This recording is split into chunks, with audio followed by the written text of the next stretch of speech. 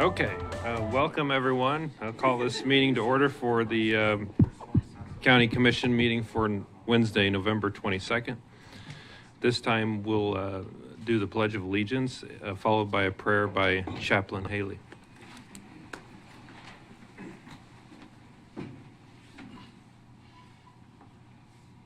I pledge allegiance to the flag of the United States of America and to the republic for which it stands, one nation, under God, indivisible, with liberty and justice for all.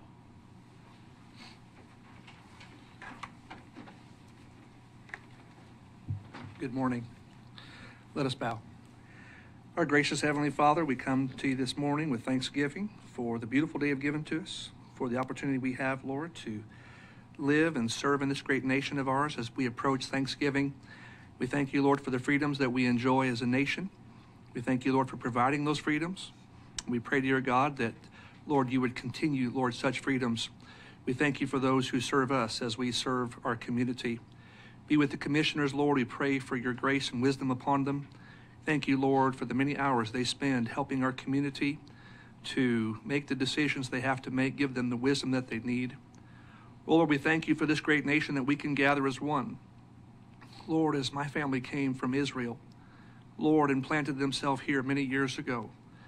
And thank you, Lord, that as a nation, we are many, but one, united under freedom. And so, Lord, as we celebrate these freedoms and, Lord, this country of ours, help us to remember, dear Lord, that the future of it, Lord, rests in the decisions that we make each and every day. And so, Lord, by your grace, help us to continue to serve each other, to love each other, to serve you with all of our heart, mind, and soul and strength. And last of all, we thank you, dear Lord Jesus, that because of your sacrifice on the cross of Calvary, we have spiritual freedom for which, Lord, we are eternally grateful. We ask it all in the name of our precious Lord and Savior, Jesus Christ. Amen. Chaplain Haley, I'm going to ask you to do something else. We have a coin toss today, and I have a coin here for, I think it's the sheriff's office. So, Jenna, would you come up? Jenna's the deputy election clerk. Can you describe real quick the situation we have? Yeah, Jenna Fager, Deputy County Clerk. We have a tie vote in Langdon City for the City Council. They each received 3 write-in votes, and that was for Lathan Keener and Karen Fisher. So today we do need to go ahead and break that tie, and I believe you've chosen the coin toss to do so. Yeah, so I think we'll do the coin toss this morning, if that's okay with the commission, and I thought the chaplain could do that. If you want to come up, sure, if you don't mind doing that. So Jenna, I'm going to call the star heads for everybody. So can you just read the first name? Sure. Lathan Keener. Okay, Lathan's going to be the star, heads. And then tails is going to be this black side here. And Karen Fisher. Okay, Karen's tails. Here we go. Looks like it is heads. All right. Thank you, Chaplain. Appreciate it. Whose coin is this, Jenna? Okay. Thank you. Good coin. Appreciate it. Thank you, Chaplain.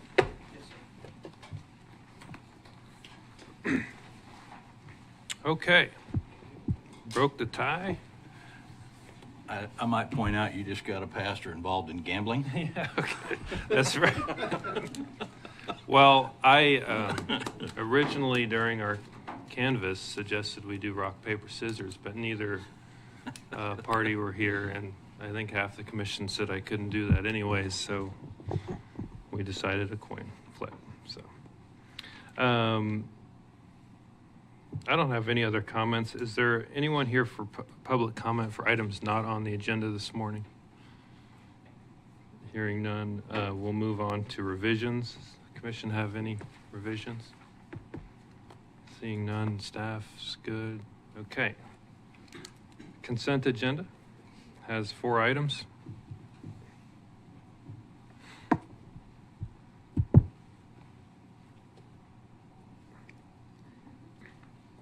a motion to approve the consent agenda? All motion we approve. Commissioner Parks moves. Is there a second? Second. Second by Commissioner Hurst. Discussion? Good. No, oh, I called in a correction that didn't get done right. For this week? Yeah, typing. Hey, Don, your mic's not on. I understood it. It got taken care of. For whatever minutes that you would, Yeah, all okay. minutes on that. Okay, good Oh, enough. yes. Good enough. okay. Anything else?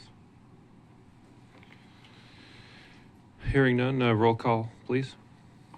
Commissioner Hurst. Yes. Commissioner Parks. Yes. Commissioner Bogner.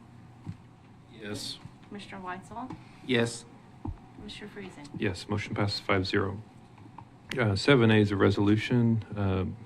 Randy or Patrick, do you have anything to add to that? Or Just clarification, which is in the. your mics? Thank you. Clarification why this is on the agenda. A couple years ago, about almost 4 years ago, the county had an agreement with Superior Holdings, Superior Boilers, for a job incentives,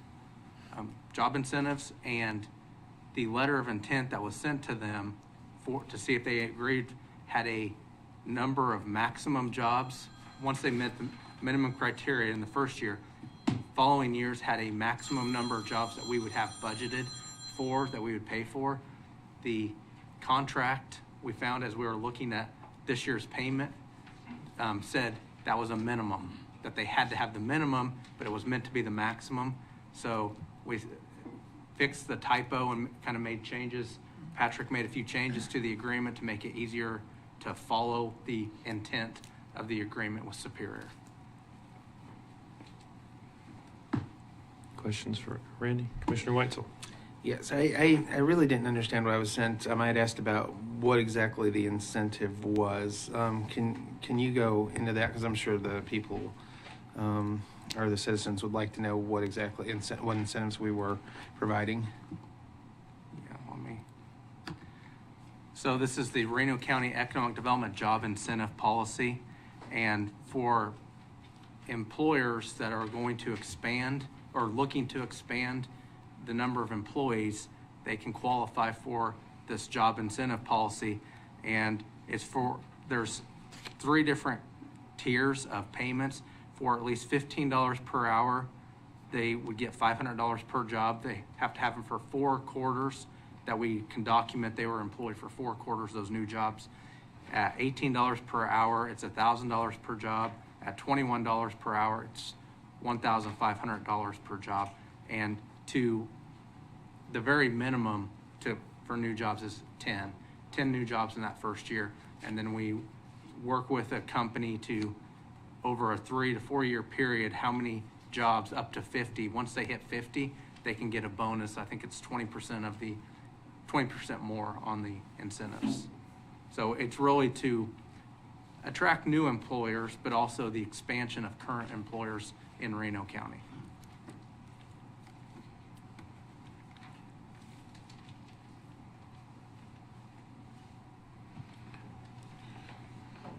Is there a motion?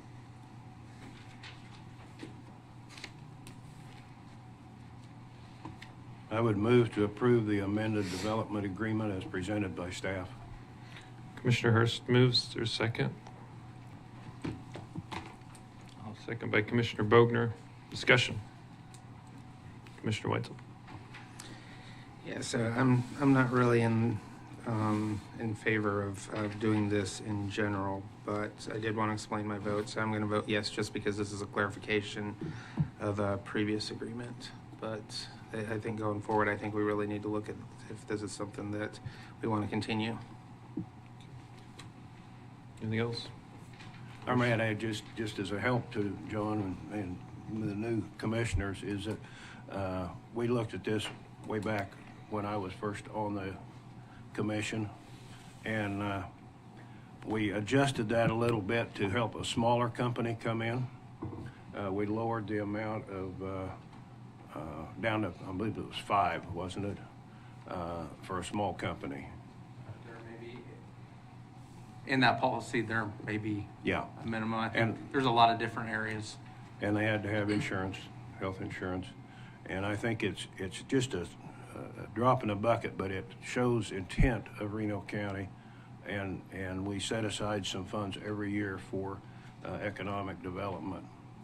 And I think it plays a part in the fact that Superior ended up moving one of their companies from Kentucky or Virginia in here, and happened to be they had an open house after they started that facility, and it's quite impressive on what they're doing. But just as a little background, okay? Thank you, Commissioner Hurst. Commissioner Bogner? Yeah, I need to clarify something. Now I know why you looked at me so strange. The correction was in this document, not in the group before. So yes, it's been made. Okay. Unless there's other discussion, I think we have a properly supported motion. So roll call, please. Commissioner Hurst, Yes. Commissioner Parks, Yes. Commissioner Bogner, Yes. Commissioner Weitzel, Yes. Commissioner Hurst, Commissioner Friesen? Commissioner 5-0? Friesen. Yes. Sorry. That's right. Business items. Looks like we have 3 annual reports, starting with community corrections. Randy? And I think we have the report, and so, just wanted to encourage all of you to just hit the highlights, and I'm sure we'll have questions. So. Sure. Again, Randy Regier. I'm the director of Reno County Community Corrections. Some of this is stuff that I previously presented to the Joint Legislative Committee on Corrections and Juvenile Justice Oversight. So we'll kind of hit some of the highlights out of this, and then feel free at any point to just kind of stop me if you have questions. Let's go to that next slide. So just as a quick, to lay some groundwork, there's really 5 probation or parole entities within Kansas. I'm not going to talk about municipal probation. I'm not going to talk about federal probation and parole. These are the main 3 branches. So when you think about probation, this is kind of what we're looking at. Under the judicial branch, the Office of Judicial Administration, the courts, you have court services officers. Those are state employees. They supervise people on the lower risk, misdemeanors and low risk felonies. And then we have community corrections. Again, that's funded from the Kansas Department of Corrections through grants to the counties, and we're all county employees. We supervise the high risk, the moderate and the high risk felony offenders. We supervise a lot of presumptive probation or presumptive prison cases, which are people that, according to statute, should go directly to prison, but the courts have diverted them to us to save some money. And then you have state parole, which is what you would typically think of as the post-release supervision. So we can go to that next slide. Quick, you can kind of see real quick the organizational structure. We have our money and standards come from the Department of Corrections down to the Board of Commissioners. That money is passed through you. We have advisory boards. And then you can see we have 3 supervisors. We have 9 officers that are full-time. And then we have a part-time administrative assistant, a part-time surveillance officer, and a couple of standby positions. Let's go to the next slide. Gives you a little bit of information about who we supervise. Just to do a quick snapshot, majority of our people are dealing with substance abuse and addiction. It's a primary thing we're working on. Mental illness is also one of the factors that we have to deal with a lot. A lot of criminal thinking and ideation. So what we're talking about there is people have grown up in criminal situations and families, and they just see themselves as a criminal. They think as a criminal, that's just what they're dealing with. And so that's one of the big things that we work on to kind of change the way people think and the way they act. So we can go to the next slide. I'll kind of pass over this. It just gives you a little bit of information about what we do. It's a lot more complicated than what we see here, but we can go to that next slide. Caseload sizes matter because just like you would think about a teacher and a classroom size, if you have a 3rd grade teacher and she's got 15 to 20 kids, you can imagine how much work she can get done in a year or whatever. And if she has 45 kids, you can kind of imagine how much different that is for a teacher. So it's really important that we keep those caseload sizes down. One of the things we'll see too is that research really shows that that relationship between an officer and a client has a big impact on whether the person's successful or not, and it really has an impact on the amount of violations we see. Let's go to the next slide. Here's just a little bit of data. I'll throw out some numbers for you. This is kind of just some rough estimates as to how a probation officer spends his time. The thing I want to point out in this is there's certain things that we can't get away from, the documentation, data entry that's required. Those things we can't get away from. Court time, training, we can't get away from those things. So the things that end up getting cut with high caseloads is really that face-to-face time with the probationers that we supervise. Let's go to the next slide. Here, this is actually Reno County data looking at the difference of some of our costs between 2013 and 2023. Those are state fiscal years. We've had 11 years of flat funding from the state when it came to client services and operations, and we've had 9 years prior to the increases we received in FY22 when it comes to personnel. So when you think of 11 years of flat funding, and you look up there at UA supplies, we go back 10 to 15 years. Typically, what we are testing for is cocaine, methamphetamine, and THC, which is marijuana. That's not the same today. We're testing in a normal test, we're testing for 13 drugs, and that's really not enough. That's not adequate with the things that we're seeing out in the community. So you can see our drug testing costs have really gone up in that last 10 years. Our lab testing has gone up a lot. Communications has gone up a fair amount just because over the last few years we started using a text messaging system with clients. Just where we're at in life. Our clients text message. That's a better way to communicate. Most of them don't email. So just that text message communication is a lot easier for them. We also use that for text message appointment reminders, just like you get from your dentist maybe, that reminder a day or two ahead of time. So we have it set up so they get multiple reminders of those appointments, because overall we want to reduce those condition violators. So let's go ahead and go to that next slide. This is just a request we've made to the state. We did get support from the Secretary of Corrections this year. He's included the $5 million for community corrections on a state level for us. We worked closely with him to get that in his budget and to advocate for this money with the legislator. We'll do that first initial push really is just a lot of people talking to legislators in their area. And we'll really work hard once the legislative session gets started. We'll be in front of the committees that are setting our budgets for the Department of Corrections. So we'll do a lot more work, but we're happy to see that this was included. So you can see we're asking for 51 officers phased out over 3 years. Just to give you a little bit of a picture, there's about 150 community corrections officers across the state. So when you see that we need 51 additional to adjust caseload sizes, you can see that it's a significant need that we have. So we're asking for $1.5 million statewide this upcoming year, and $3.5 million for really the services we're providing and those things that our clients need. So it's a pretty big ask. Let's go ahead and go to that next slide. It's a big ask, $5 million. I realize that's a big ask, even at the state level. But when you look, it's a really simple chart here. Costs over $100 a day to put a person in prison, less than $10 a day to supervise them out in the community. You can see we've had a 5-year success rate across the state of 72%. 25% of those cases that were closed out in FY20 were presumptive prison. So again, those are people that, according to statute, the judge should have sent them straight to prison, but the judges decided to put them with us. Even 69% of that population was successful with us and did not go to prison. That was 1,037 people that were not incarcerated. And when you start looking at that presumptive prison population, you have a lot of people that have over 100 months to go serve. So that's not, hey, these are just like 6 to 9 month people. This is some significant time. And so that's really where you see the benefit of community corrections is this piece of we're saving the state a great amount of money. So let's go to that next slide. Here's just a little bit of data. Want to include that for you so you could just see a little bit about where our average daily population is on the adult side. Kind of gives you a little bit of an idea of where we're running. It's pretty stable. You can kind of see our admissions and then successful and revoked populations. So just a little bit of extra data for you. Let's go to that next slide. Diversion. So I know the District Attorney Tom Stanton has talked to you about this a little bit. but when to just bring it up. We'll start this program here, in just over a month in January. We're expecting that he'll have some cases sitting that he'll want to refer immediately to diversion in January. So we're looking at this is statutorily allowed. It's first time felony drug convictions.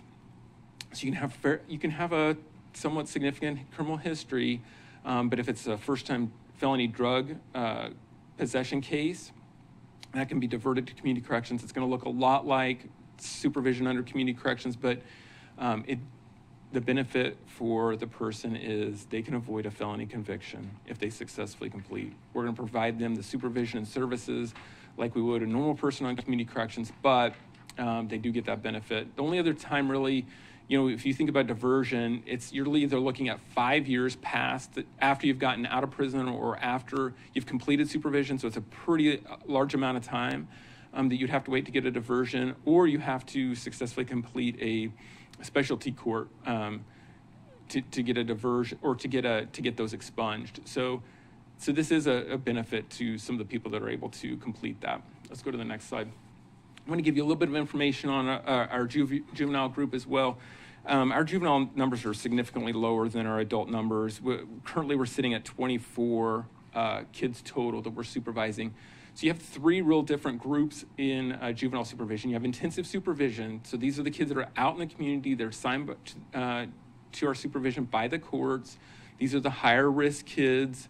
But again, they're out in the community. They're attending school. Most often they're living with their family or a foster home.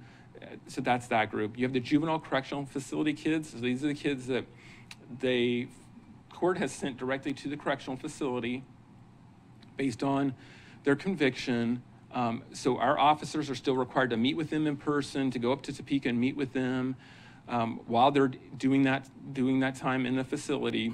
And really part of the idea there is you're building relationships and you're kind of working with those kids to kind of do some planning. Because then case management, that last piece, those are the kids that are coming out of the correctional facility. They're going to be coming back to us for post-release supervision, and so we'll be supervising them in the community once they're released. Those kids, due to some changes in the law over the last few years, those kids can't go back to the correctional facility on that case. So we kind of really try to work to help them reintegrate back into the community as best we can. Let's jump to that next slide. Okay, questions. Hopefully I didn't speed through that too quick. If you have questions, I'm happy to answer anything about what we went over or other ideas or questions you have about supervision. Commissioner Weitzel? So I apologize. I just happened to think of this while you were talking, or I just sent it to you ahead of time. And this may be a question more for Mr. Stanton than you. I'm not sure that. So one thing about like DUI diversions, it still stays on their record, and like for insurance purposes, it works just like if they were convicted, even though would this be something similar, or would this be completely removed from the record? I can't answer that question. I don't know how that piece works. We do not supervise DUI diversions. That's all done by the district attorney's office. So they would probably be really the experts on that. Really, they're still going to have their hand in this diversion as well, because they're going to be able to make the decision as to whether that diversion is revoked or whether they can continue to stay with us. We'll provide them the data, but really the way that's set up is they know that we're going to be the experts in that supervision piece, and so that's why it's done the way it is. I can't answer the question as to whether that will stay on, which records that stays on, because diversions, those things can be kind of complicated in that when we do a background check, or law enforcement, when they do a background check, we see all of that. We see diversions, we see arrests. It doesn't matter. All those things affect our employees. So that's all a little bit different. So I can't tell you about insurance, though. Thank you. Welcome. Anything else? No. Are you thinking? Nope. Okay. No, it was a good report, Randy. Really good data. It's really helpful for us, I think, to look at, and I'm sure for you. So I think one thing I think you've heard a few times is just our interest in, safely improving and innovating the whole system, to kind of reduce impact. I think your point of, whether they're with you or with jail and kind of the tenfold difference there is well taken. So when you ask for that funding every year, is it competitive, or how does it, they just kind of? Well, so our first step is to get it in the Secretary of Corrections budget. He has, and this is not included in his actual budget, this is a budget enhancement. I think we're honestly number 9 out of about 11 on that list. So he submits an enhanced budget to the governor's office. That's going to go to the Department of Administration, Department of Budget. That's Adam Proffitt is the secretary over that. So he's going to make the decision with the help of the governor to decide if that's going to get included in the governor's budget. So at this point, we wait until the governor's budget comes out in January. Once that comes out, then we can really start advocating that next level with the legislators. So we've already been doing work with our legislators to kind of inform them of the need, what's going on, and our request. That'll be the next phase is once we get that. If it makes it in basically what we're told is if it doesn't make it in the governor's budget, it's not going to happen. Mm-hmm. If it makes it in the governor's budget, then we're going to continue to try to advocate with the legislators to get it included in the final budget. Do you feel like we do compete with other counties? So that funding for that $5 million, that's set by the Department of Corrections. Then once the governor approves that budget and it goes to the Department of Corrections, they make the decision as to how that is allocated out. They use kind of a funding formula. There's numerous different factors that they take into account. A lot of that's based on your average daily population. Mm-hmm. That's what it comes down to on the adult side. I guess maybe the question is, do you feel like, I know some counties hire lobbyists. Mm-hmm. Do you feel like, I don't think we have a lobbyist, right? No.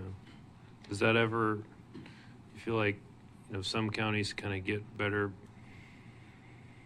preference than others, or do you feel like sometimes the political games are played with budgeting? And I think the Department of Corrections has made a lot of improvement over the last few years. The prior funding formula that they were using, there was a lot of discrepancies. When I took this position, so a little over about 10 years ago, there would have been 4 to 5 agencies that were receiving twice as much funding per client as we were receiving. So we've done a lot of work in advocating to get that fixed. The Department of Corrections changed their funding formula. There's still a lot of factors in play, but there are making improvements to make that more fair in my mind as to how that's done. So it is difficult, and that's one of the challenges that we continue to deal with is just trying to get that funding corrected. Overall, I think they're making progress. It's not debated at a legislative level. It's all within the Department of Corrections, so we don't have a lot of pressure. We do have, our association does have a lobbyist, and so he's the one that gets us in front of some of those committees to be able to talk to them about and to make some progress. It sounds like it's more objective than it used to be. It's improved. Okay. Anything else? No? Thanks, Randy. All right, thank you, Commissioners. Appreciate it.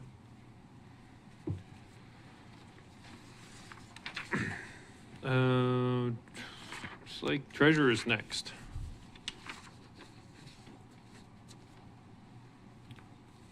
Welcome. Good morning. I think I gave you a pretty good overview of where we're at in the treasurer's office. We're full staff, and we've got, I think there's 4 of them still in training, but they're on the front line and doing well. I'm quite proud of them. Our accuracy rate with the state, throughout the state, is like 99%. Highest in the state. And commercial vehicles, we are at 80%. Commercial vehicles are more detailed and involve a lot more work. But even at 80%, we are also top in the state. So I really can't say I have any problems with staff or anything anymore. Hopefully, you read everything that we do in here. I don't think I need to go through all that again. I just laid out some of the main functions that we do, and I did put in there the publications and et cetera that we have to do. Those are mandated by the state. what we have to do, how many times we have to publish, and so on. So that's kind of a spot we're in, is that publication costs, and I think I put that in there for you too, have gone up. Oh, unbelievable. Our publications went from like 7,000 up to 13,000. And that happened in about a year's time. The other situation that we had is the tax statements and the receipts. To send those off, and I did present to the commission on whether we should send them out or do them in-house. And it turned out it was much cheaper to send them out because they do what they do best. We spend a lot of time doing things that we don't normally do. So, but those costs have risen a lot, mostly postage to mail them out. So as far as my issues in the treasurer's office, those are the biggest things that has happened to us that we are concerned about. Those costs are just skyrocketing, and hopefully, and I understand that KCTA is trying to do something about getting it changed as to how many times we have to publish and which ones really need to be published. I suggested that maybe they publish it once, and then the counties could put it on their web pages. And so far, KCTA is good on that, and that's what they will have the lobbyists present and push for, and that would help a lot for those costs. Another thing that we did is this is the first year we're trying to email tax statements. And if you have received yours, you should notice in the top right-hand upper part of your statement, there's a little man in there with an envelope, and it shows it emailing. You can sign up. There's a code there, and you can use the code and call them and sign up, and they will, for next year, email your statement to you instead of mailing it in the mail. We're pushing hard on that. Of course, I don't know yet. We're just starting the tax collections, you know, how that will fan out for us. We're approximately at 83% of our budget. Last year, we were at 70%. And in 21, we were at 73%. Those don't appear to be so bad when we're this late in the year. However, our biggest expenses are yet to be paid. The lockbox for the tax statements, that's going to be $10,000 this year, will be paid after they've done the service. These statements have been sent out, but I have not been billed for those services yet. So that will be coming in. So I guess what I'm trying to tell you is I'm probably going to be over budget. So we have looked at a lot of things on maybe how we could do things differently. Our queueless numbering system, I really, really like that. A lot of people like that. And we did get them down in their price again this year.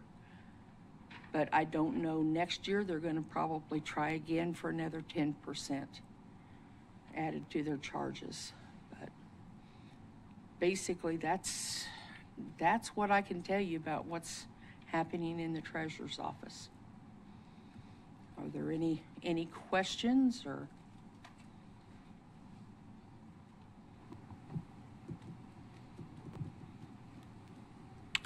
I have a couple of questions related to just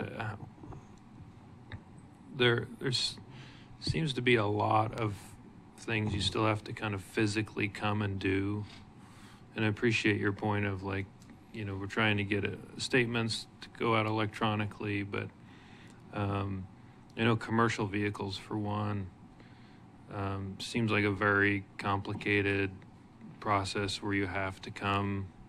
I mean, you have to come to the office, right? Yes. Okay. I think there's other, like tag renewals related to vanity plates or like fire department, EMS. Those have to be done in person as well. Yes. You know, in an age where like I was able to renew my passport online, which is like one of the most secure things you can have. Like why is it we're still making people come to the office? We have to, per the state's instructions, they have to come in, even a renewal on a commercial vehicle. When you're signing that, what you're signing is you are registering those vehicles to be intrastate only, not interstate. You are also verifying and saying that the vehicles listed are the vehicles that you still own. And if you have not, then at that point, we can delete them off. But what does being physically present have to do with proving that? You have to sign. Well, I mean, I sign bank, bank loans, bank, all kinds of things that legally bind me electronically nowadays. Why is it that we can't do that? It would be nice if we could, because it does tie up more time for commercial. But again, the state audits us, and that is one of their requirements, that they sign those. Well, okay. Do you send them an electronic copy when they do the audit? Like, how do they know it's a physical signature? They just look at what we scan in. So if an applicant scans you a signed document and then you send that to the auditor, what's the difference? Really none. You still have a signed document, whether we scan it in and they look at it, or the customer scans it in and sends it to us. Well, I'm not trying to badger you. I know you're just, this is just a problem in government where it's like, we've done this 100 years this way. We can't do it differently. And we never really just like forced the issue a little bit. Like, have you had a conversation with Patrick where it's like, is this a legally binding signature that would pass an audit if we do it electronically? I haven't had that conversation with her here. Okay. I have had that context that this has come up in other counties, that the state requires the commercial vehicles to do this more complicated process. And I think if you were at the meeting of the State Treasurers Association, I think close to 100% of them would be complaining about what they have to do for commercial vehicle tags. But it's not I wouldn't describe this as a Reno County problem. The state has a special, different group of requirements for commercial vehicles that all the treasurers have to follow and none of the treasurers like. But does the statute say somebody has to physically go to the treasurer's office and sign it in front of the treasurer?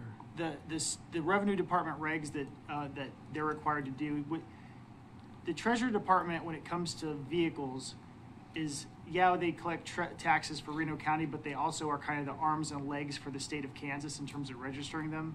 And so not the paying of the taxes comes to Reno County and gets distributed, but the vehicle registration, we're serving the state of Kansas, and the Kansas Revenue tells us how we have to do it. So we don't have. But does it say that? I think it does. I haven't looked at it particularly, Okay. but everybody, I've heard this. What the whole in the process, I've heard this from other people, so I'm assuming. My assumption is it does say that. I've never looked at the regs myself, but everybody's kind of said. That's like the thing that nobody, like, that's why I'm pushing. It's because you have an assumption, and we've done it that way for decades. Like, why don't we recheck that? Is it you have any problem with doing that? I have no problem rechecking it. I think if it does turn out to be in writing, I would suggest it be added to the legislative policy suggestions for Reno County, because it's going to require a state change to make it easier. Like, if it is in says what it there, says. we're essentially a decade behind the rest of, business in the United States. And we have written to the audit team, and we have received, I think, 1 or 2 phone calls and we have written to them about the procedures and how complicated they are, and we would have been at 100% accuracy except for one mistake. Not a big mistake, one little mistake, and we got bumped to 80%. Very deflating for the girls that work that hard to get those done, because a lot of the counties won't do them. Yeah. They just say, we're not even going to mess with the commercials. Well, But yes, we have complained. Yes, we did write them. We didn't agree with the way they scored us. We have complained about, oh my gosh, why does this have to be this hard? I mean, well, yeah, I just think we need to recheck what the rules actually are, especially if we're scanning a physically signed document to send to the state. Like, that doesn't make any sense why the customer couldn't scan it in the first place. So like, I think we've all heard, and you've heard, Brenda, like, and I know it's more of a function of the process than, you know, your office, but the process of which to do certain things in your office get complaints from time to time. It's just, yeah. and people look at it and it's just, it doesn't make any sense. You know, you can do all of this stuff online today, you know, and even like I said, even the federal government is way ahead on these issues than we are. So, like the vanity tag, or like, you know, making firefighters come in every year for their plate. What's the requirement there? They have to bring in a document signed by their captain, etc. Okay, so why can't that captain email you that document? That would be the easiest way to do it. I agree with that, but I can't change policy. You know, So whose policy is it? it's the state. We follow the state's. So the state mandates. says you have to physically bring a signed document to your office. Just like they do for the commercial. That makes no sense. Like, I'm pushing back on that. Like, I really don't think that is something we could just accept today. Like, don't you have some leeway to, like, say, okay, I got this from an official fire department person. I can use this as the official document. I do think, I'm going to correct that. I do think if they have had the firefighters thing and the exemption is signed by the captain, they can send that in for the renewal of the tags. Okay. Because that's the only requirement on like a firefighter or EMS tags and stuff like that. Yeah. I just think it's like a real disservice. Like, we're trying to honor these people for their work, and we give them a special plate, and then we make them go through a bunch of paperwork every year. So, I mean, if you wouldn't mind checking to see if maybe we could just communicate with the fire department, the EMS department, and just Okay. get the list. We can do that. That'd be awesome. And you're more than welcome to come anytime and set, and we'll show you I would that process. my head would explode, and you wouldn't appreciate all of my comments. My question would be, do the legislatures have any control over this, or is it more of a department decision on how this is done? You know, if our legislatures can have some input and can make that's a whole different thing we can talk to. But if they don't have any say over that audit or over the department, then we are stuck. Well, I know that we tried, KCTA tried to present a bill, and yes, it did go to the legislators. And they had a lobbyist that went to them, and For what? we Like, who would lobby we against that? testified, and Like, what's the other side of the argument? Like who would lobby against, like, more efficient paperwork? Doesn't make any sense. I'm not trying to badger you. It's just some of this stuff doesn't make sense to me. Brenda, would you be willing to work with Patrick, and maybe I could put you back on the agenda in a couple weeks, and we could Sure. we could just see like what it is, like maybe go through like why are people coming in, like this, like can they send in scanned documents, stuff like that. Maybe we could have a little bit of a further conversation. Is that okay? That is Okay. fine. Well, thanks for working on it. Appreciate your effort. It was a good report. Any final questions? Commissioner Weitzel? Yeah, so I moved to Reno County a while back, and at that time, you wanted to get your tags renewed. You got there at 7:30, pulled a number, and prayed that they could get to you that day. And so I want to thank you for all the improvements that have been made over the years, because it is not, it is a much better process now. And I know you're one of the reasons for that. So I wanted to thank you for that. You're welcome. Commissioner Parks? I do. I spoke at the last meeting a little bit about this. One of the difficulties getting tags, I love the QLIS because it makes it easier, although I never can make it from south of town here in time. So I have to call and get to window one, and I appreciate them being flexible to do that. I really do. One of the things I noticed when I was down there, I told them this the last time they meet, old gentleman down there came in the front door and he didn't have any idea how to do it. So I helped him fill out, put it in there so he could get it. And he had actually have a smartphone, but he didn't realize he was going to get text and didn't listen for him, so that it got passed up. And that's not you folks' fault at all. And so I let him have my spot when I came back because I was doing a new purchase and then some other work I had to do while I was there. But I could not hear. I have some hearing impairment. I could not hear outside. And when it is, some days you got a few people, some days it's full. They're crammed towards the end of the month, I get that. And you can't hear anything with that glass there. So we need to find a way to do something with that, and I'd suggested we put the two-way speakers between the glass or get rid of the glass. That was a 2020 thing, and we really don't. Is there a real purpose for keeping the glass there anymore? Well, we have had several situations where people threw things at the clerks, And I get that. I suspected that spit was on the them, case. and Yep. et cetera, and that has stopped.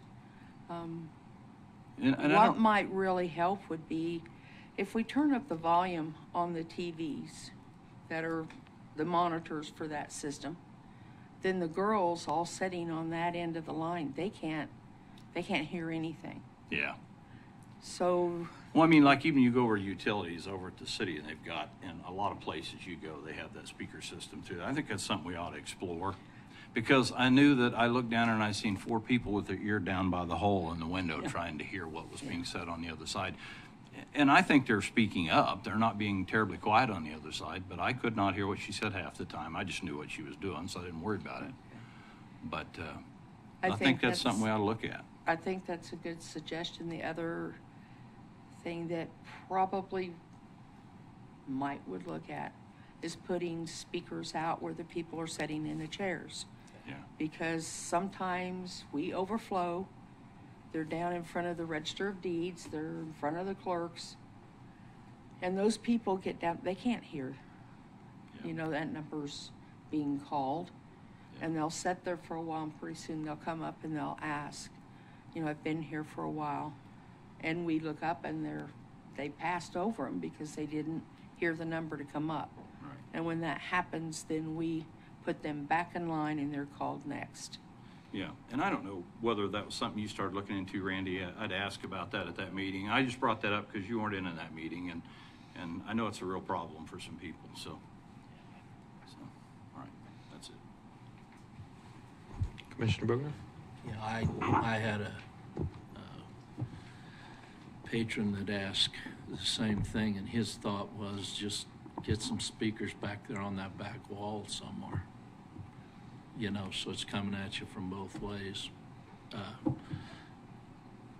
I've gotten along pretty decent there, but,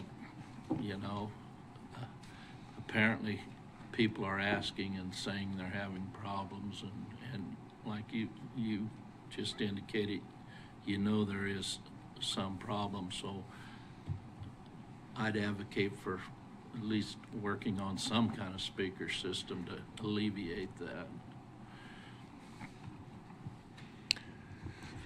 Okay. Commissioner, okay. Thank you, Brenda. Appreciate it. Thank you.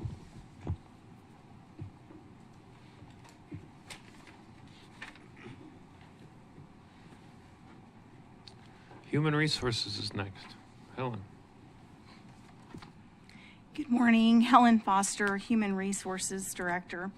Our 2023 overview is not complete with all the data, just because we had a cutoff in October, and also some of the data goes through November. So some of our challenges this year have been the performance reviews. They've both been a success and a challenge. And so we've worked really hard on trying to listen to the feedback that we got from our last review cycle and change those reviews to make it maybe less of a cumbersome process for our supervisors and managers, but also to make it a more in-depth review. Pay for performance, this was the first year that we implemented pay for performance, and it was based on the reviews. So taking some of the feedback to make that pay for performance piece work better. I think this next year with the performance reviews, we'll see maybe some betterment in that area. Our insurance providers, we stayed with the same carriers this year. That's run really smooth going into the new plan year. However, some of the experience with individuals has been more on the allied advocate area, which that is some of that cost savings, cost control part of our insurance benefits. And so with that, we have helped some of our employees navigate some issues just in the last couple months. However, I will say the Allied's been receptive, and they have resolved many of those issues. I think we have 2 that are still floating out there. So that kind of is an overview of the challenges and successes. Workers' compensation, we didn't really change a whole lot from last year's data, other than at least this year we didn't have 2 major cases. So this year we did have a couple incidents that did take people out of work past 2 weeks, but we haven't had a major issue where somebody's been out for months upon months. So that's some good news in that area. Turnover seems to be about the same as 2022 this year. However, like I said, this is incomplete data. This is only going through November. So we're not counting December yet, or October. We're not counting November and December yet. With that being said, the 2023 is probably going to come out very close to what 2022's turnover rate was for the overall rate. And then onboarding, this year we have received more applications this year. I think I put credit to our new Paycor for our new applicant tracking system. And the reason I say that is because I think they're able to outreach to more of those free job sites. So we're getting more traffic coming in for applications. The applications, for the most part, have been quality. We have a few areas that, clerical-wise, we get a ton of applications, and that doesn't always mean that they might be the prime candidates. But with that, the good news is one department, including Brenda's, and she spoke on that, but she was the second department, but one department that last year ended with having, we were considerably concerned because they have quotas they have to meet, and we were one person away from not being able to meet the quotas, is almost full staffed. They lack one more position, so they've already filled one position since I wrote the report. So we're looking at one more position, and they'll be completely full. So that's some good news there. New hires kind of stayed close to what 2021 was, and I think a lot of that is we're seeing less positions posted, so we're under 20, which is a really good thing. We were inching up almost close to 30 there for a little while last year. So this year that looks better, and I think as we go forward, it is going to continue to improve. that's kind of a quick overview. Do you guys have any questions? Mr. Parks? I do. You just spoke of quotas. Who sets that?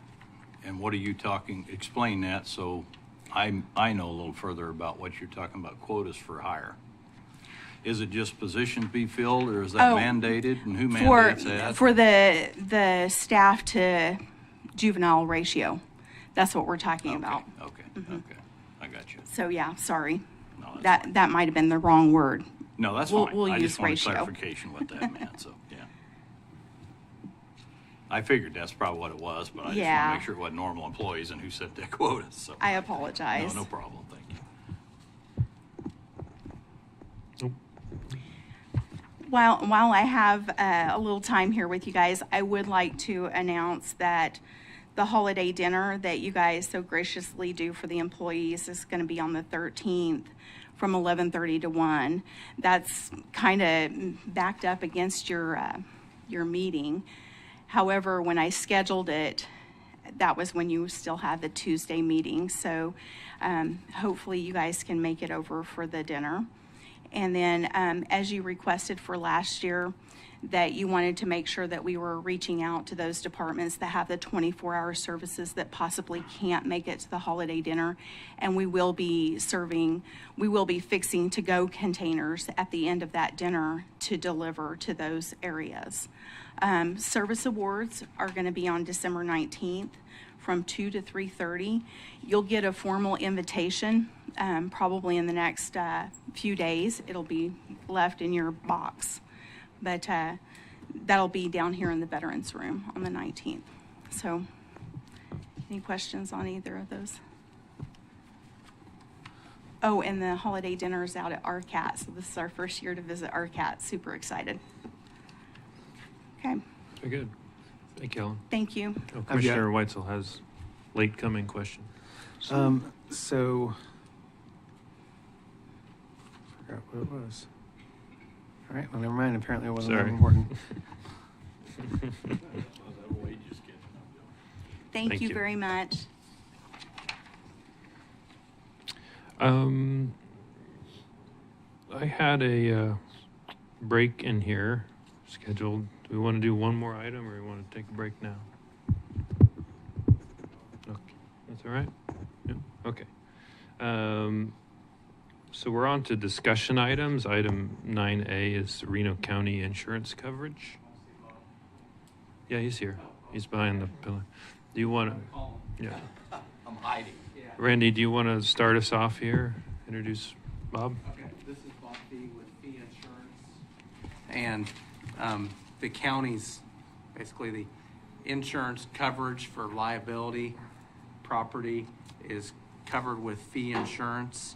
And last year we went out to market to get quotes. We didn't do that this year.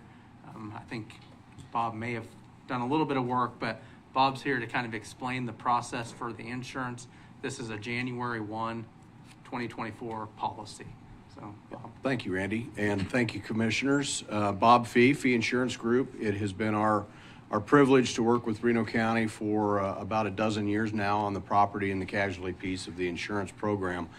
I provided kind of an executive summary and thought I would review some of that, what's going on in the insurance marketplace, and then get specific with Reno County's coverage for the coming year, 2024, and then go through some of the, and this is not new to this year, but the deductible changes that happened a year ago. We got in some new quotes to at least talk about to alleviate that deductible. So we'll get there when we get there. So to begin with, and I feel a little bit like a broken record when I talk about the property insurance market, but in the recent 2 years with record high inflation numbers, property rates have gone up because of losses and the inflation that goes along with cost of rebuilds, cost of roofs, cost of labor, all of those things that are part of a damaged property. Our policy is a blanket, so we have a big limit and then we specify out all the buildings that we have coverage on, but they're not each one limited at that amount. So that gives us a little bit of breathing room, because we've got an $80,000 blanket limit. If something happens at one of the other buildings and it's more expensive to repair than we even have coverage on, it's covered as part of the blanket. We have always pulled out this courthouse, so it stands alone. That's due to the historic nature of this courthouse and the costs that are associated with this courthouse. Weather events nationwide. Fortunately, Reno County has been in good shape, but weather events nationwide have driven costs up on insurance. Litigation costs continue to drive up, particularly third-party litigation costs, and that really has had an effect on some liability coverages. Every time there's an incident of any kind at the jail, we reserve a potential loss amount, even if there is no loss. That's just the nature of what's going on in today's litigious society. You've got up to 2 years to file a lawsuit, and the insurance company wants to make sure that if there's an incident of some sort, that they've got reserves covered to handle any event that might happen. And then automobile, that's another large portion of the insurance cost, is the auto fleet that the Reno County has. Repairs, new vehicles, all of those costs have driven automobile rates. So who's handling the scrolling? That's you handling. So we can get into some of the rates, and what I've provided,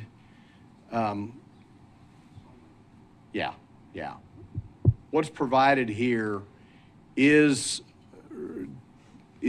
Reno County's numbers. So you can see that our blanket limit minus the courthouse is $79 million. And the rate went from 13 cents per $1,000 of coverage up to 19 cents per $1,000 of coverage. I will tell you that's still a very good rate. Anything under 20 cents in this property market is a pretty good rate. That doesn't help alleviate the increase, which was about a 53% increase in property coverage. So we went from $130,000 up to $200,000 just to cover that $79,000 plus the courthouse and their contents at $21,000. So $100 million worth of property coverage for $200,000 in premium. We have contractors' equipment that remained pretty flat. The general liability piece. Hey, Bob, Yeah. what is contractors' equipment?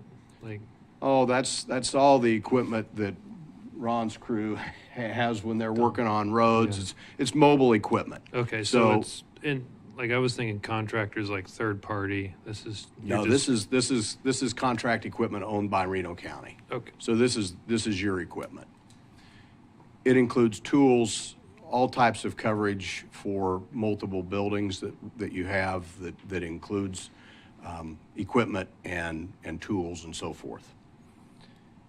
The liability piece, there are multiple pieces to the liability, and we've got general liability, which is covers the county in the event of property damage or bodily injury done as a result of your negligence. And then we've got other pieces of liability that are included. Law enforcement liability has had a little bit of a temperature, and it will probably continue.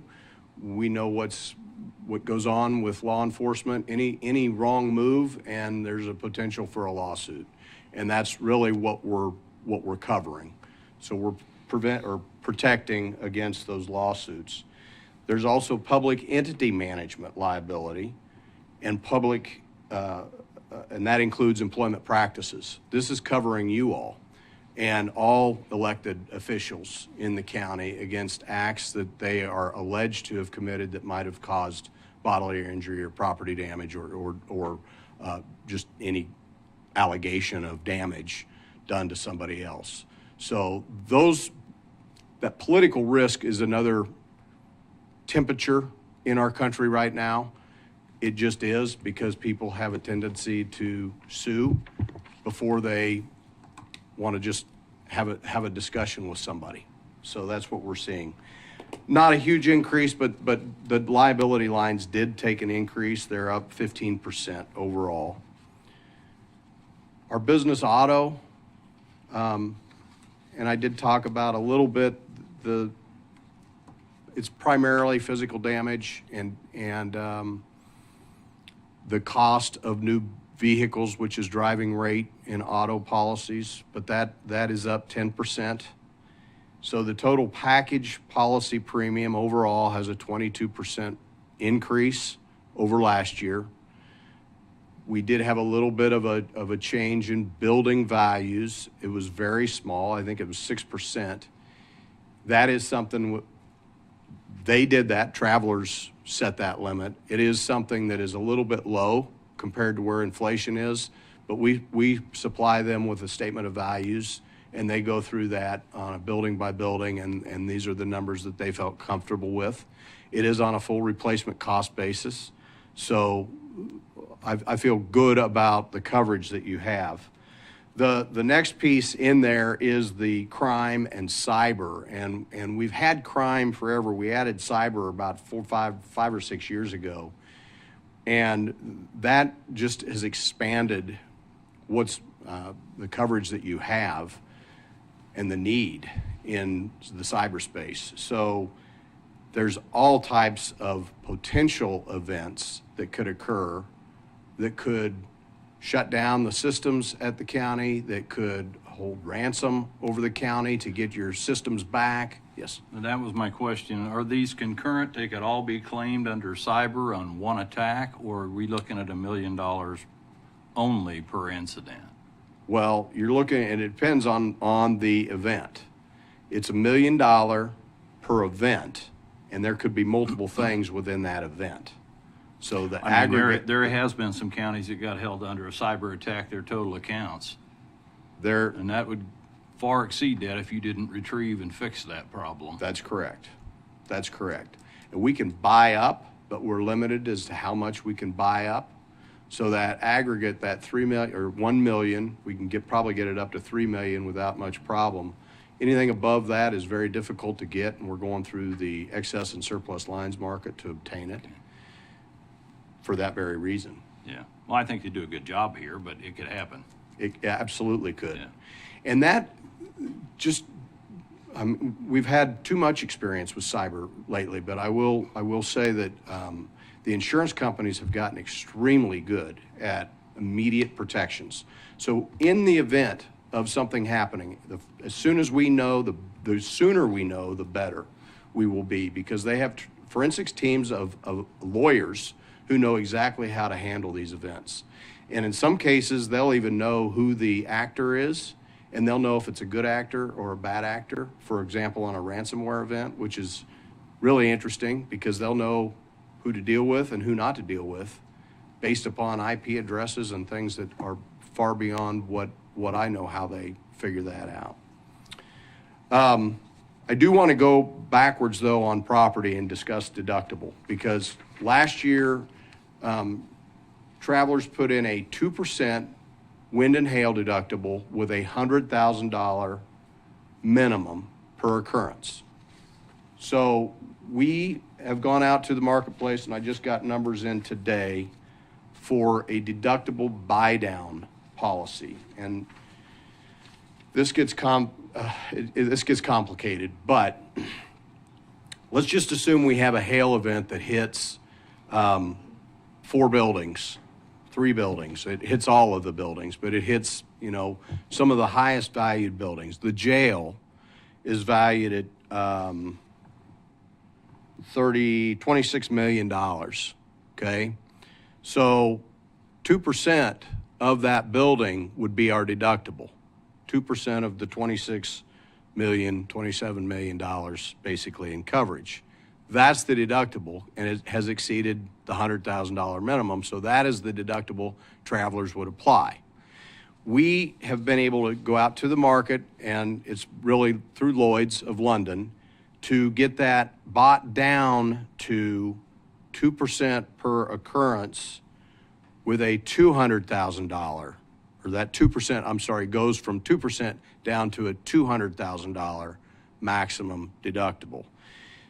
There is a pretty decent premium involved in that. It's $180,000 to be able to buy down your deductible. The scenarios that worry me are large events that hit, and I just used 4 buildings, the courthouse, the law enforcement center, 600 Scott Boulevard, and the jail. And those buildings alone add up to $1.4 million, almost $1.5 million in value. At 2%, I'm sorry, 2%, the deductible would be $1.4 million for those 4 buildings if we have one occurrence. So you can buy that down to $200,000, but the difference is $180,000 in additional premium. So it's complicated. We don't like it. It's what we're dealing with every day, though. I deal with wind and hail every year in the business that we're in, and they flat won't write wind and hail for us anymore. They just got out. For the They kind quit. of person, yeah, and they're doing that nationwide. And I'm sure you're seeing that too. Oh, yeah. They're not writing it for a lot of big companies or entities like this, period. Correct. So, yeah.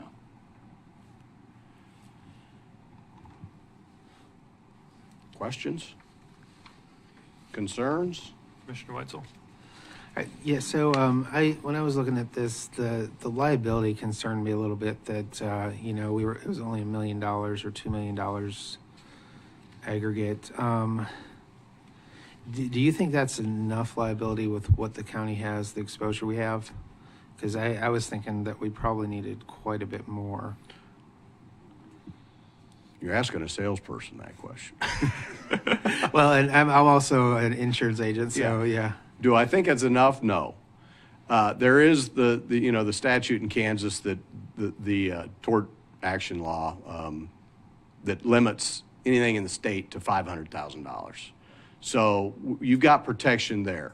What always concerns me, and particularly on auto and any really liability, is an action brought in federal court. The Tort Claims Act does not apply in the state of Kansas. So you're covered if the event, if it's brought in state court, if it's a state type event. But if you have an Americans with Disability Act, for example, lawsuit, well, that's a federal action. And in that case, no, I think you need an umbrella liability policy of some sort. I wouldn't probably increase these limits, but I would look at an umbrella liability policy to cover.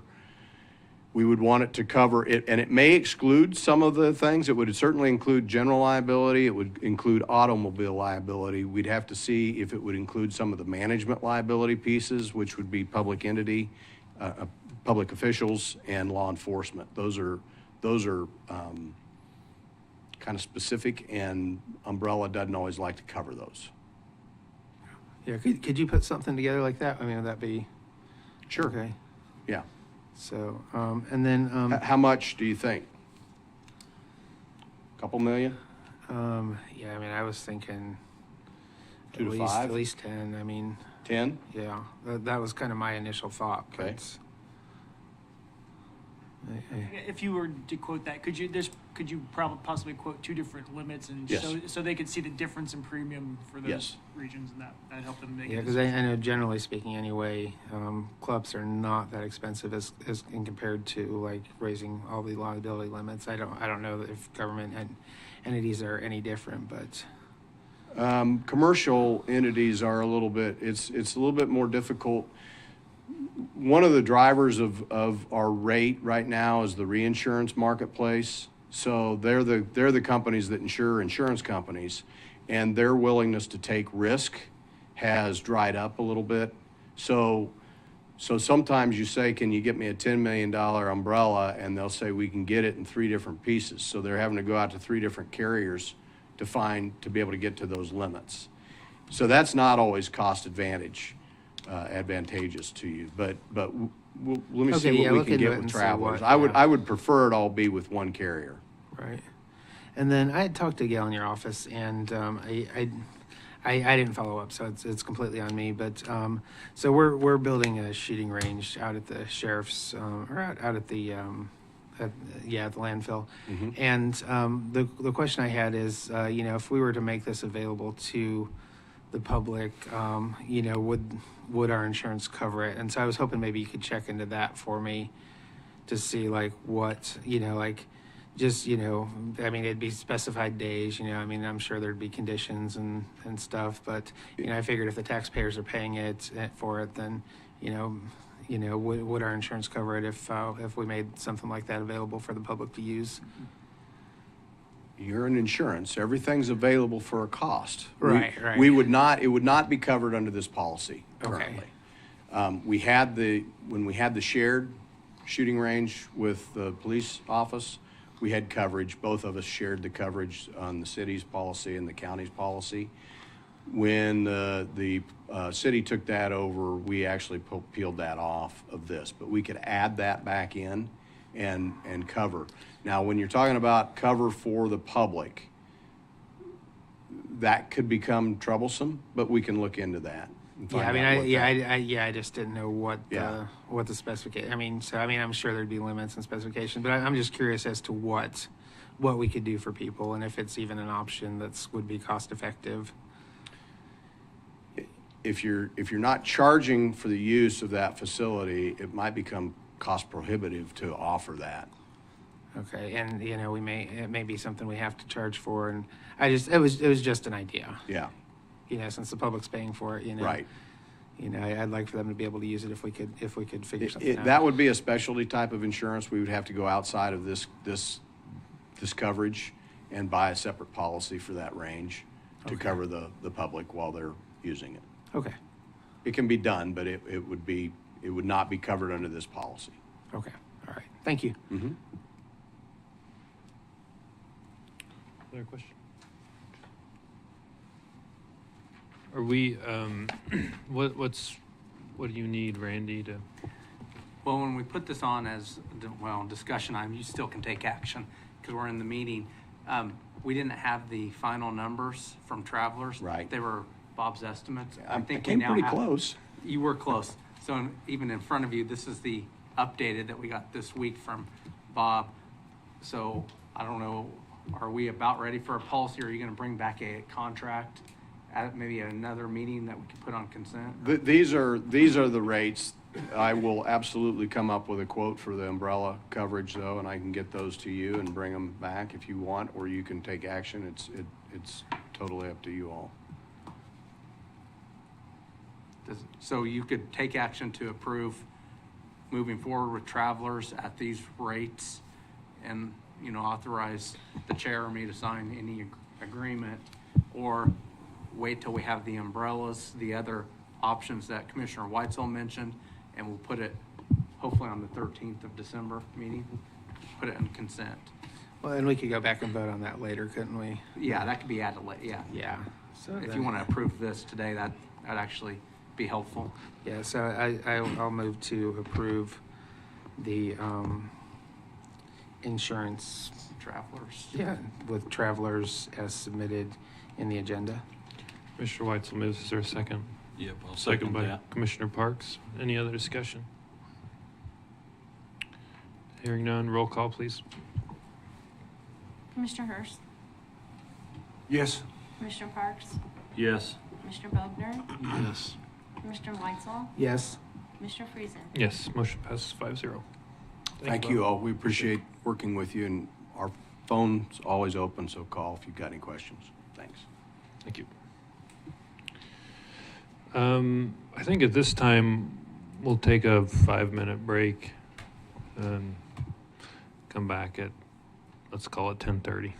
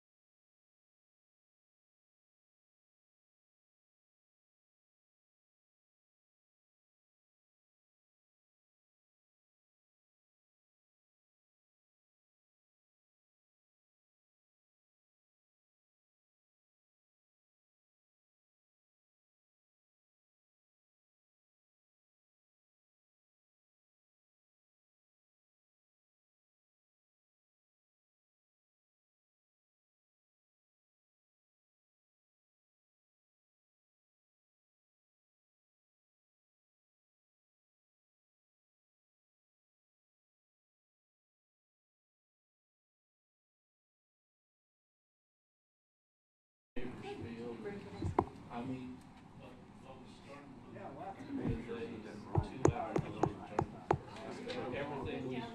everything we touch.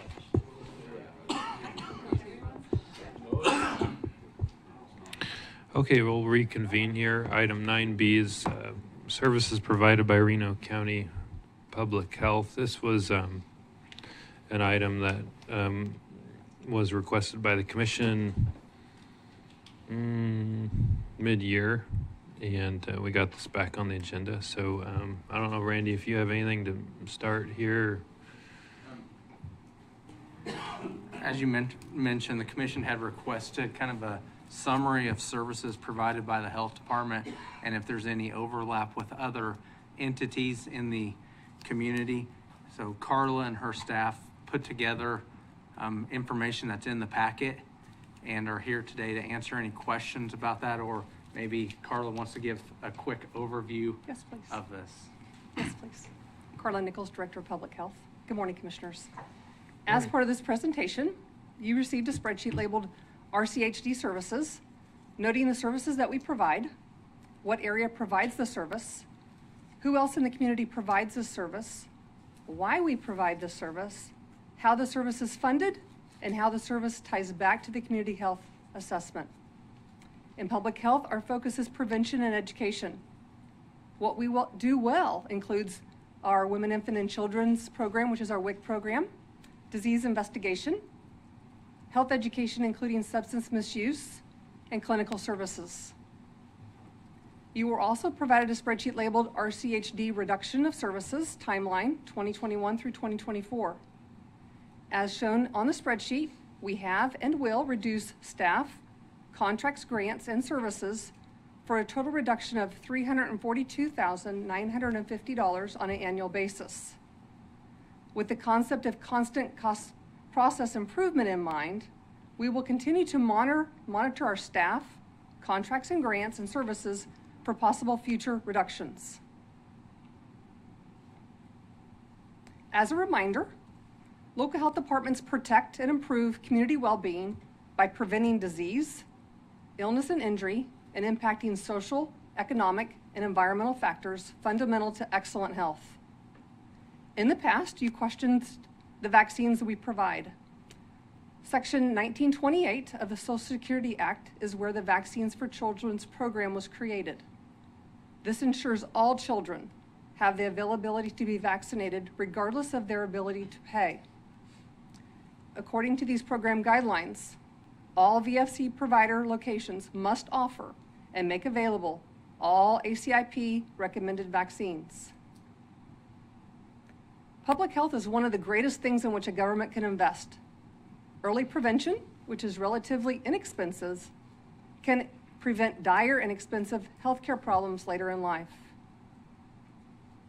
In a sense, public health is the heart disease that didn't develop, the disease outbreak that didn't happen, the outbreak of foodborne illness that never occurred, the child that would have developed asthma but didn't. To public health is the disaster that didn't happen. Specifically for Reno County over the years, the benefits of public health are having the sidewalk we all use to walk into the building, seat belts that save thousands of lives each and every year, dining in local restaurants without cigarette smoke entering your lungs, immunizations to schools, families who receive support to feed their families healthy foods, tracking and tracing communicable diseases, which protects all families, fall prevention classes, which started in public health, and we fostered and developed and found a home within an existing partner who can continue to teach and offer. Public health services do matter. I want to end with a quote from Franklin Delano Roosevelt. The success or failure of any government in the final analysis must be measured by the well-being of its citizens. Nothing can be more important to a state or to its public health than the state's paramount concern should be the health of its people. Thank you, Carla. Questions? Commissioner Parks? I do. Thank you, Carla. I appreciate it. I don't mean to be critical, but I'm going to be blunt. It feels like a sales pitch more than what we asked for. We asked for a comparison of services, simply. How many people can provide in the community what you provide that we don't have to? And what I don't find is what is statutorily required of any service that is under the roof next door. That was what I would like to know. How many of them actually we have to do? And over the course of the time I've been in office, I've never got that answer. But when we talk about the services that we provide, I realize we're doing good work.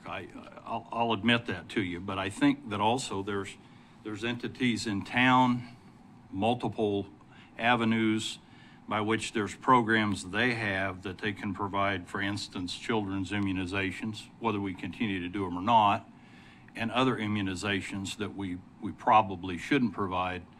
And I'm no physician, I'm no doctor, I don't pretend to be, but on the other side of that, quite simply what I'd like to have heard was that comparison, whether we have to provide that service and whether anybody else could provide that.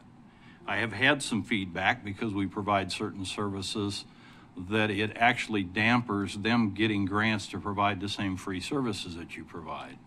And I don't believe that's the institution that the government needs to be, taking away from any private sector, whether it be, whether it's Hutch Clinic, Prairie Star, or whether it's any other entity providing medical services. I don't think we need to be in the way of that. And so I know it, when I throw that out, instantly we think, well, you're trying to cut services that we think are critical to provide. Perhaps, but if they're provided somewhere else, we shouldn't be doing it as a government. It should be in the private sector. And so those are the things that I don't pick up from this the way I'd like to hear. And maybe you can explain that, if you wouldn't mind. What specifics are you addressing? Well, I would like to know of every program you provide, which one of them does the government above us require you to provide? Or have we just written grants and continued to expand the health department? And I realize we get grants to fund them every year. And so theoretically, we're not paying anything, but every time we expand government with a grant, we are paying more. And the people are paying more. But I would like to know of them, which ones, they're all precious to us, I get it. Which one of them are we required to hang on to? Statutorily, communicable diseases. So disease investigations, also school inspections. Those are statute-driven requirements. The most of what we provide is community needs assessment. Through the Community Health Improvement Plan, based upon community need, that's where a lot of our services have borne from. I got that, but we're not mandated to. This is the answer that a question I wanted answered all along for me was if we're not mandated to carry those. One of the problems I have, and I'll throw this out there, I may have said this before, if you can go online and look at a chart of services we have compared to every other county. We're clear up here, a lot of the other counties are down here, there's a few in between, and we compare with some communities that have on-staff doctors and things like that for services, and we're a much smaller county. I don't really know whether we need to be doing all that. And some of those were inaccurate and have been reduced. Have they? Yes. You mean we've reduced them, or? Yes, we have reduced them. Okay. Yes. Well, because we continue to look at community need. If that's provided somewhere else in the community, like at another for-profit, no, we do not need to be competing for profit. We are a safety net provider. We're similar to Prairie Star. We're state funded. Prairie Star is federally funded. Right. So we try to work together to augment what the hospital and Hutchinson Clinic need that they maybe can't do statutorily or fund-wise because they don't have the grants either from the state level or the federal government level to assist those in most need.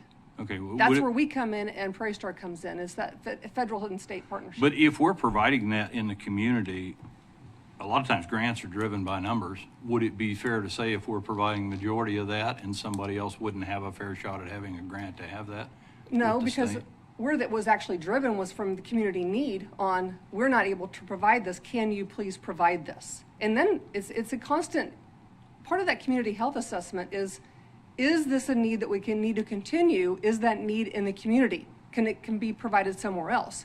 That's another a review on what is actually provided or should be provided in the community and the services that we do provide.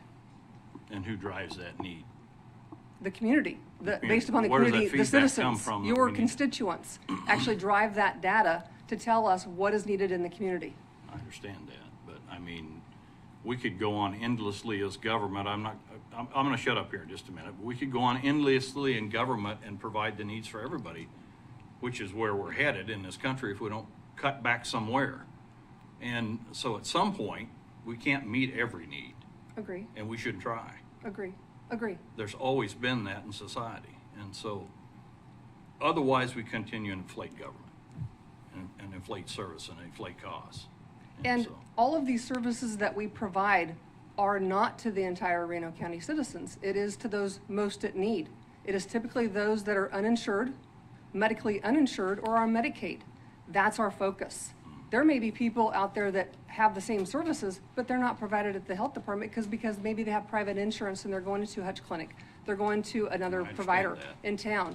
So even the services that we provide are very narrow based upon the population that we serve. All right, thank you.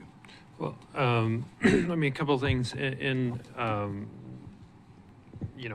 defense of the staff. I think we've kind of had a moving target a little bit with a lot of different questions. I know Randy and Carla came to me and tried to like get some level of like, what is it the commission's asking for? And so I do think one of the questions you asked Commissioner Parks was like, okay, where are we overlapping? There is column 3 here, which shows overlap. And while, I missed and staff missed your point of like, which ones of these are statutorily required, given this has come up a few times, I don't think it would be a horrible exercise to spend a few minutes just talking through which ones are, I think Carla pointed out the first row, immunizations and school health services are either a federal or state obligation. Is that correct? I agree with Cartla's statement in terms of the statutes. There's not a lot of statutory, you're not going to find a lot of state statutes that require the health department to do many functions other than infectious disease control, which was really kind of the core of what started local health departments at the very beginning 100 years ago. Well, let's just there's not a lot. let's WIC just is- go yeah, through them. okay, Like, sure. so like school, we talked about school stuff. School licensing, there's a statute that requires. Is that what you have in school health services, or is that different? School inspections? No. Yeah, No, okay. that is what we do is also, is part of Okay. that 65202, I think, is that state statute. But that you're saying requires- immunizations is an obligation of That's federal That's a policy? no, that's a request. We do provide vaccines for children, and as part of that, it is a service to the schools. The schools request us to go out. The schools contact us because they know that to meet those guidelines that the schools, that the Board of Education has on them, that they want assistance in the community to try to vaccinate children, to follow those guidelines. They contact us. I actually talked to a nurse this week that said, if you guys were not able to come to the schools, we would not have the services that we provide because people do not come to the health department. They don't go into the community, and we're doing a very big service when we go to the school as they have asked us to go to those schools. But I was, part of the problem is like row 1 here has got like 3 different things in it, but irrespective of schools, immunizations, you indicated was a federal requirement? The program, the Vaccines for Children's program, part of that section is, as a Vaccines for Children's provider, we must offer all ACIP-approved vaccines to all children, regardless of their ability to pay. It helps us with it helps children with access and equity. Okay. That's part of that requirement. So is that a grant that makes that a requirement? Yes. So if we Yes. didn't take the grant, we wouldn't have the obligation? Correct. Okay. So Correct. like row 2, child providing licensing, that's a state statutory thing that's delegated to us, right? Correct. Somebody has to do that by a state. There are some options that it doesn't have to be Reno County Health Department, but it does somebody not. has to do those. Okay. The reason that we'd like to have that in the health department, it does provide and able to link back local resources. So having local surveyors links back and encourages local resources to Well, somebody's going to providers. do it, is what I'm saying. Correct. Right. Yes. The disease investigation, that's the one that's pretty clear. Yes. State Yes. statutory Yes. requirement. Yes. Environmental health, that's us. We've created that regulation, right? The county has. There's minimum standards, but yes, I mean, that's a county, Okay. that's our news. So family planning, STI testing, and lab services, I think this is where it gets a little more gray, to Commissioner Park's point. There's some grant funding that may require us to do that, but that's not an obligation. No, that's Okay. that's a community I mean- request and a community need. Personally, I think the STI testing especially is very important for an at-risk population that may not have access to other health care.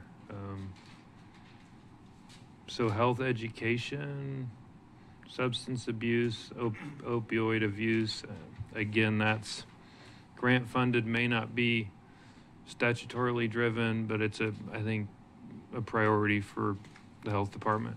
Community, based upon the community needs assessment also, yes. So maternal, child care, you've done that a long time, right? Correct. And So I walk can't remember. us through that, because, you know, you can supposedly get these services elsewhere. Sure. So I'm foggy on the year, sorry. But the need was based upon the hospital request when many mothers were showing up at the emergency room and showing up at the hospital ready to deliver their baby without any prenatal care.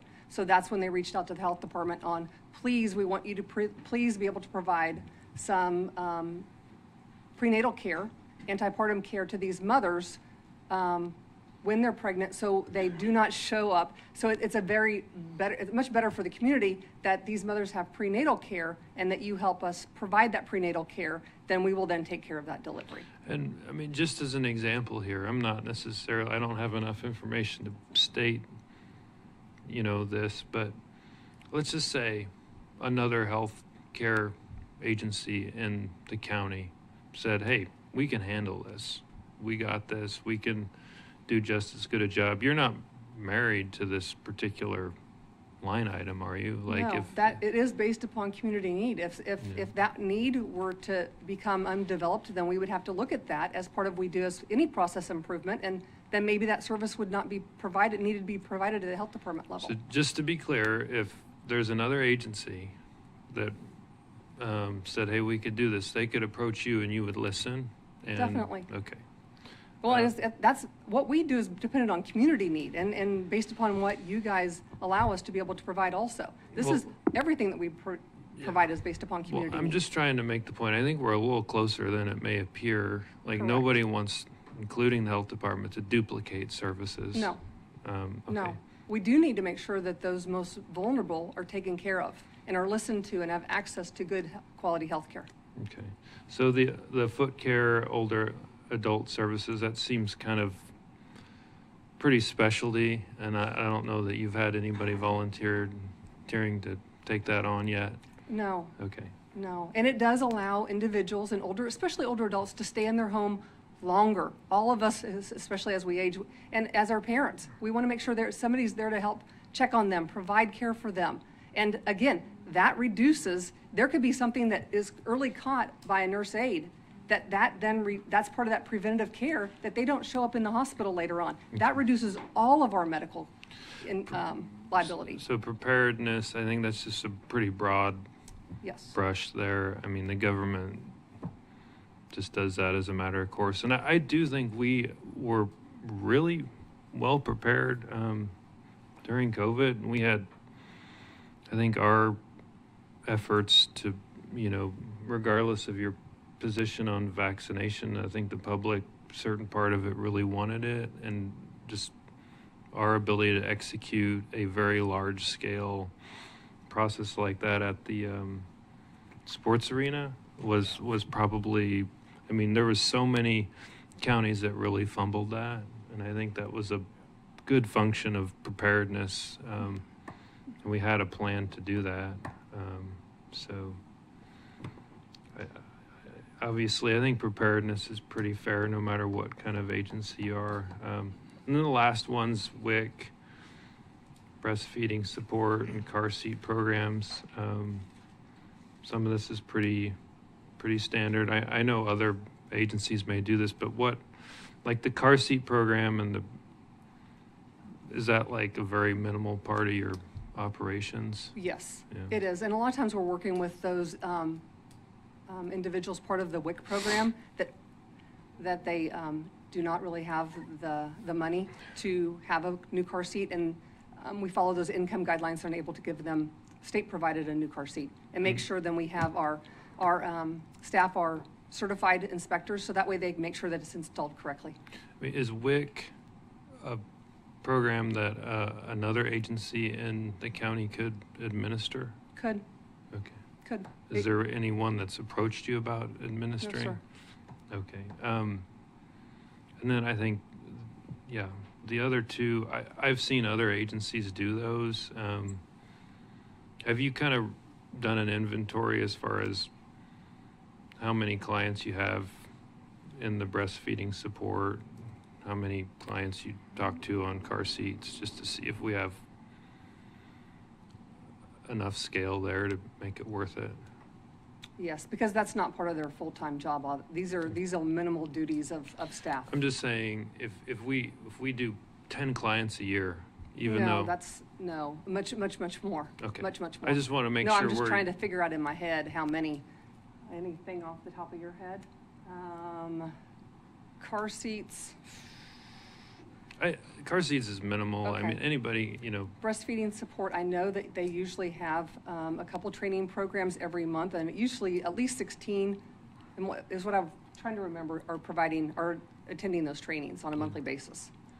it's just helpful, like, to know in your analysis, like, number one, like, what's the volume that we're doing? And then number two, how much effort are we spending?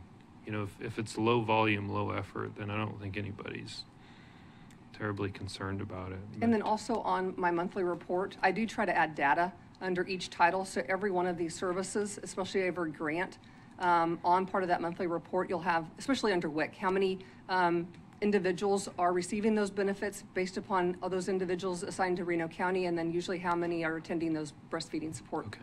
Well, I just want to kind of go through the exercise. I feel like we're a little closer than we were before. Just wanted everybody to kind of connect with what you have here. But I'm encouraged.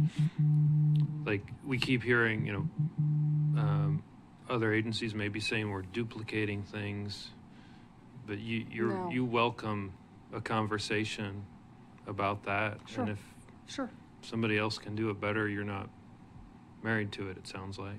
So, okay. Sorry, just wanted to get... No, you're fine. Thanks for drawing that point out, because that's what I need to know, that you're open, for me, that you're open to letting them services go somewhere else. There are some nutritional services that are offered by other agencies, I know that are kind of an overlap. And so that's something I think needs a conversation. But Sure. I know WIC does a good job. They really do. So, but thank you. Commissioner Wetzel? So I know asking anybody to cut things is a monumental task, especially in government. Government never gets small; it always gets bigger. So kind of what my hope was, hey, we offer these services, you offer these services. Is this something you would be willing to do? Was kind of my hope, because I think we came in and said, hey, what are the duplications and what can we cut?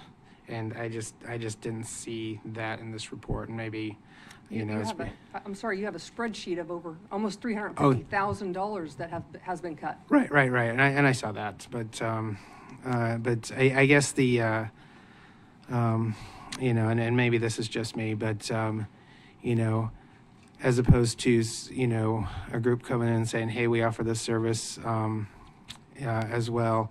And then my hope was kind of, and I know this is pie in the sky, but you'd have said, well, hey, is this something that you're willing to do that we can cut, so that way we can better utilize our space, rather than having to search for additional space or, things like that. That was just my hope. I knew it wouldn't happen, but, so that was just my hope. But anyway, the other thing is, so my son got a notification. Hey, we're offering COVID vaccines and flu shots in the schools. I couldn't find another county that does that. Is that something that's common, or are we the only one that goes to the schools and offers the COVID vaccines? No, when I'm talking with people, that's very common, as far as I. Is it? Yeah. So Yes, yeah. So it could be the people I School-located talk to. vaccine clinics. No, I'm talking to Shawnee County, Riley County, Saline County, that, and they go into the schools and offer the COVID vaccines to all, students, all vaccines, including the COVID vaccine. Yes, all vaccines. Okay, because I couldn't find that, but maybe I was talking to the wrong people. Because it seems to me that that's not a good vaccine for COVID COVID for the kids based on the rate at which they die. I mean, have permanent consequences. Because there are real side effects with that vaccine, and I mean, I don't like the fact that we're going to the schools and affirmatively pushing it rather than waiting for people to come to us. We're not pushing it. We offer it Right, but you're going into the schools to do it as opposed as to. requested from the school. Okay, but we're still going into the schools and doing it with the real side effects that are there, and I just don't think people are informed with the side effects. The myocarditis, which Dr. Fauci is on record saying, yeah, hey, especially young men might get myocarditis with this vaccine, and I mean, I can't remember a time when we've had a bunch of athletes that are just all of a sudden, they're healthy in the prime of their life and have heart problems all of a sudden. And there seems to be a common thread there, but nobody knows what it is. Or maybe we do, but we're just not allowed to talk about it. But I don't know. I guess that was a program that I take exception to, especially when vaccines are not required because you can get a religious exemption for the schools. And so, I mean, I guess if any parents are out there and you do not want your kids to get a vaccine, then you can request a religious exemption, and the school has that form. Does the health department offer that form? They come to us because they want the vaccine. Okay, but if somebody comes in and says, That's usually provided at the school level. okay, Yes. okay. That's all I had. I have 4 kids in school, and I mean, I've seen it once, and it was an email and said, hey, we're going to have, this vaccine event in the school. You can come if you want to. Correct. There wasn't any mandate or suggestion of a requirement by the school, and there wasn't even a reference to the health department, I don't think, other than they would be administrating the shot, I think. But there was no mandate, it was very, just like, read the email and moved on.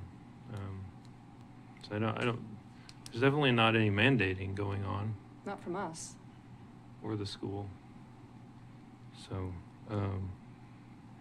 the point you make, Commissioner Weitzel, about like, hey, should the county be proactive in trying to have private industry replace some of these things? I mean, you have monthly or quarterly meetings with all of the primary agencies that could potentially do this, right? Typically, yes. And a lot of those they're cost prohibitive for them to provide it, so that's why they reach out to us for us to provide it. Prairie Star's there, right? Yes. And the They have a clinic's there, representative. the health departments, or the hospital's there. So you could say on your next meeting, hey, the commission's asked if any of you would like to. Okay. Right? Like, Yes. that doesn't hurt anything? No. Okay. Commissioner Bogner was next on the list. Yeah. Well, you covered a lot of it, Daniel. If they are requesting it, the schools, that's their venue and their prerogative. They're voted in to take care of school problems or school activities.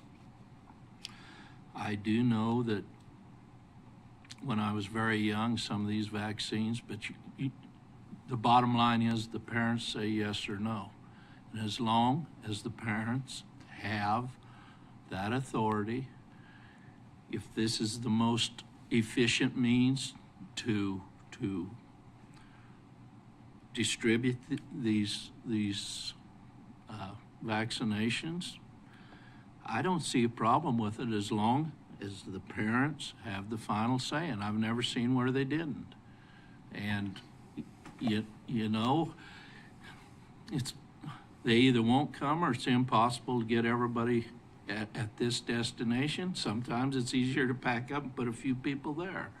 If that's the most efficient, as long as the right people have the say, yes or no, the parent.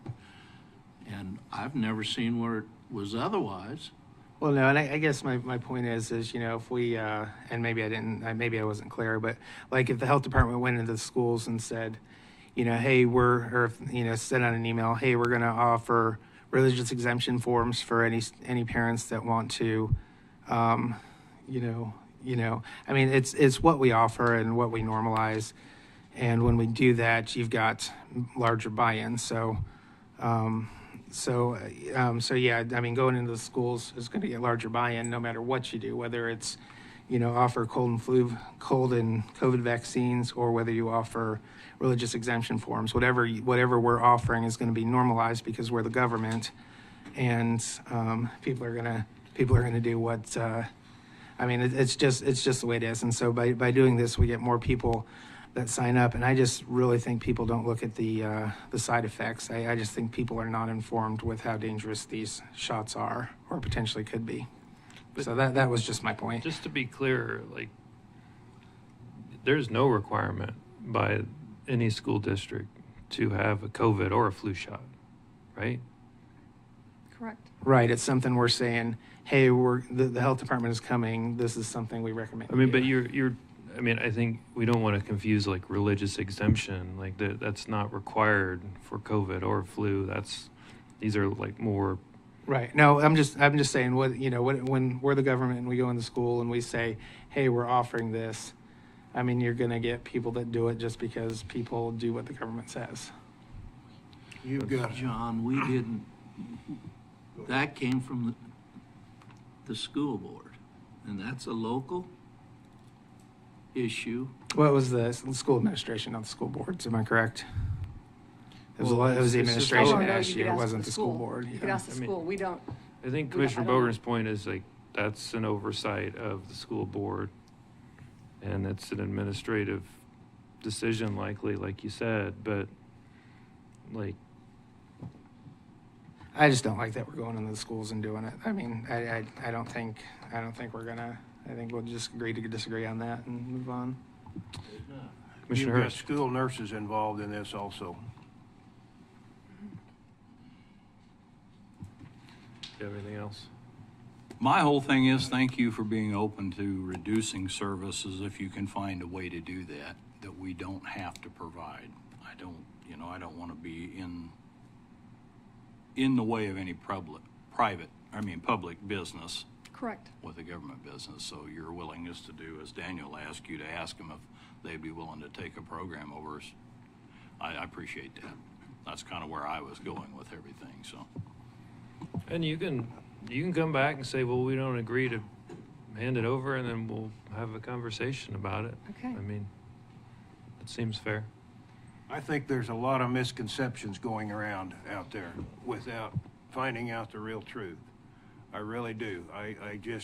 I've run into it before when it comes down to voting, run into it with other things. And so I think one of the situations that's entered into it hasn't been fully functionalized yet, an understanding, is the fact that our health department is depending upon data from a community needs assessment.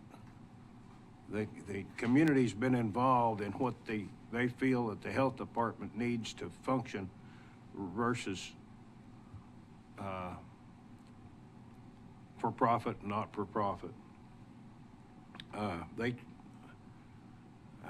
think it went a long way today with understanding the health department or the county's role in providing some health needs. And, there's the other independent for-profit or not-for-profit, also get grants. County doesn't advertise like Prairie Star and Clinic and hospital does. The WIC is a tremendous program, and I think in looking at these different items that you went down here that Daniel went through, WIC filled a lot of those other areas too that kind of mesh together. The maternal child, the breastfeeding, all of this is in that, and somewhat also family planning is part of the WICs too. And I think that's providing a service that's not available other places. And I will say that from the data we have here and the conversations I've had, is the health department hasn't got bigger. They've got a lot more efficient. That's my thoughts. I've been involved in another little session, we haven't talked about that today, really, for a number of years before I was even on the council, and that's the Healthy Foods Assessment Program that's offered. And that's mostly all done with volunteer people that are involved in that healthy foods. And I think that the Community Needs Assessment Program is something that we need to understand and agree with. And if there's things in there that the community needs, says we don't need to provide, then maybe we probably need to look at it and see whether we provide it or not. And then our health education department is the backbone organization for the Food Advisory Committee that you're talking about. Mm-hmm. Anyway, that's all I've got. Thank you, Commissioner Hurst. So I think we've, unless there's objection, I think we've, sufficiently kind of went through this like 3 times now. I think this was definitely the best of our efforts. Again, unless there's objection, I think maybe we should add one more column to this sheet and, as Commissioner Parks suggested, identify the statutory requirements and administrative requirements and just tag that in there, so whether it's us or the next commissioners that may be looking at this in the future know where things are required and where they're not. So is that a problem to put that in here? Not at all. Okay. And Daniel, if I might say one more thing. I do want to thank you for your willingness to do that. And if you're willing to affirmatively say, hey, these are what we offer, does anybody want to take this over? Then you'll have my full support with everything that you do except for vaccines. So, I mean, because that's always been my biggest concern with a lot of the departments that we oversee is, are we duplicating services? So if you're willing to say, hey, these are what we're offering, does anybody want to take some of this off of us? And then if they do, if they don't, then you'll quit hearing from me other than on the vaccine issue. I'll echo that same sentiment, that would satisfy me. I just need to know if somebody would take it so we don't have to provide it. The only concern I have with Ron's comment, and it's not pick on you, Ron, and yours, that the community assessment's made by the people with needs. They'll always have needs, and we could always escalate, and it isn't just the health department. I think we have to be cognizant of who's asking for the needs. There will always be needy. There has been since the beginning of time. And we want to help as many, and I think we have a mission in life to help as many as we can. I firmly believe that. And that's that's a Jesus mandate, if you want to look at it, to do that. Well, to help our brothers and sisters, to help people in need. I firmly believe that, but it is not possible to help everyone. So the numbers have to be careful not to be driven by the needy, but driven by real assessment. And that's the only thing I wanted to say, and I'll leave it at that. Because I have needs and things I need done, but I'm going to end up doing them myself. I mean, I think you see where I'm going with this. We have to be real careful about how we get that assessment. And I would agree with you, Randy. There needs to be, and how it's asked, how it's determined. Yeah. And I think that needs and I have to some be confidence in what you're saying here, and I do echo that same sentiment. As I said with John, and I'll be done here, and then, yeah.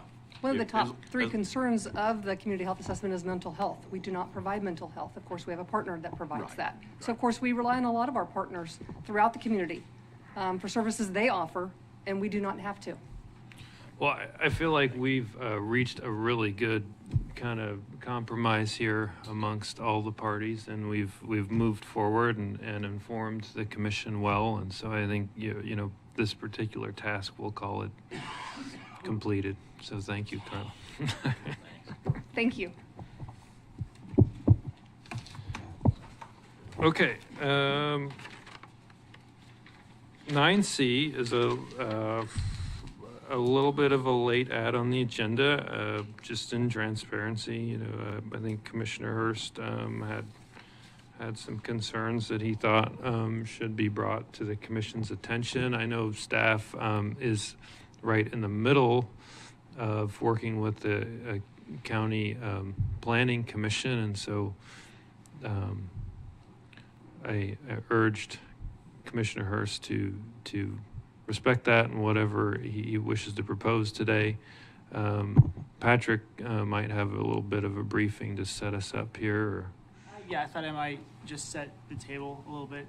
At the beginning of the year, I can't remember if it was March or February, it seems like, the commissioners were staff requested a moratorium on commercial solar development because we didn't have any rules in place and we were concerned about getting a permit application before there were any rules. And so the commissioners passed a moratorium that expires at the end of this year. I think that at the next meeting, we should look at whether or not we need to extend that, which we probably won't have, no matter what, won't have anything finalized by the end of the year. The one question would be, so we're at the point with the Planning Commission where they haven't made a recommendation yet, but they're in the process of it. If one question is, do we need to give them a lot more time or a little bit more time to finish their work? And also, I think related to that, now that the commissioners have had many months to consider this, do you guys have any different guidance? At the beginning of the process, they were really given general guidance to just come up with regulations. And is there any more specific guidance that the commissioners would like to send their direction before you get a recommendation from them? And Don is here as well, and I think just depending on how things progress, he has some questions or suggestions, and so maybe I don't know if you want to do that now or you want to let. I think I'd rather wait here okay. before the commission. So Don's here for questions, and just waiting for any curveballs that may occur. They're currently in recess off the first year. Is that correct? They won't be working on it until the first of the year, will they? No, in December, there's another meeting. Oh, there is. Okay, I thought I seen it.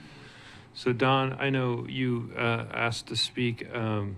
If you don't mind, I'd let Commissioner Hurst go first, unless it's something. Okay, Commissioner Hurst. Yeah, and I typed this up, read that. Oh, yeah, again. I did pretty good for most of the meeting, didn't I? Well, I decided I better write this out because I might forget something or put it in the wrong order, and maybe I wrote it in the wrong order either. Anyway, but I asked Daniel to add this discussion on solar regs after being in attendance at the Planning Commission public hearing, and that John was also there and heard everything that went on as well as I did. And then part of this answer is, in hindsight, I believe myself and the commission may have asked the Planning Commission to start on solar regs prematurely without us firmly understanding the concepts and full effects of a commercial industrial project in Reno County. Some of these include potential damage to water quality and soil erosion into Cheney Lake, which directly affects Wichita local residences and local agronomic production. While the Planning Commission is only concerned with a portion of Cheney Lake watershed in the zoned area, I believe we need to be concerned with the watershed area in all of Reno County, not just a small portion of the watershed district. In a letter from Wichita, I understand that they state they are concerned with soil erosion and runoff that could result from a large industrial solar project. This would include all of the Cheney Lake watershed, not just a small portion. A considerable amount of money and time over the years has been spent to control runoff and erosion into the lake. The results from this effort has helped clean up sediment flow into the lake, which extends the life of the lake for both water capacity, wildlife, and recreation. I'm not sure we fully understand what a large 33,000 acre to 5,000 acre solar farm would look like and what future consequences to the county might be.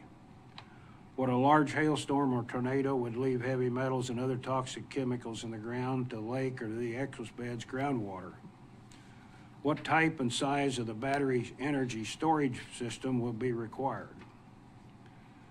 And if looking at the map, which Don had provided, if you protect the north and south Nenasko watersheds, the waterways,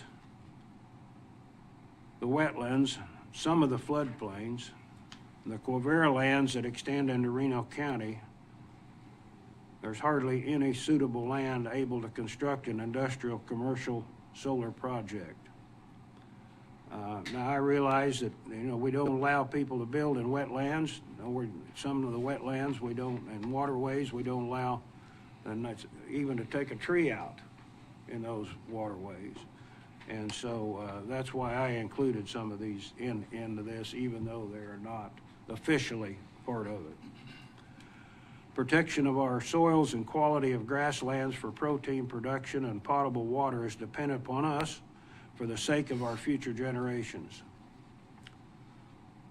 I realize that this might be just maybe not a problem, but we didn't think that dumping things out on at Habit would cause any problems later on. But now we know we got a plume there. I do want to protect the ability of businesses, individuals, cities, and electric co-ops from being able to construct and benefit them from installation of their own small solar projects for local use only. I say local use only because I don't believe my utility costs to be used to transport electricity out of county by paying for transmission lines. In visiting with Ark Valley Co-op, a 1 megawatt facility size is what they deem for them.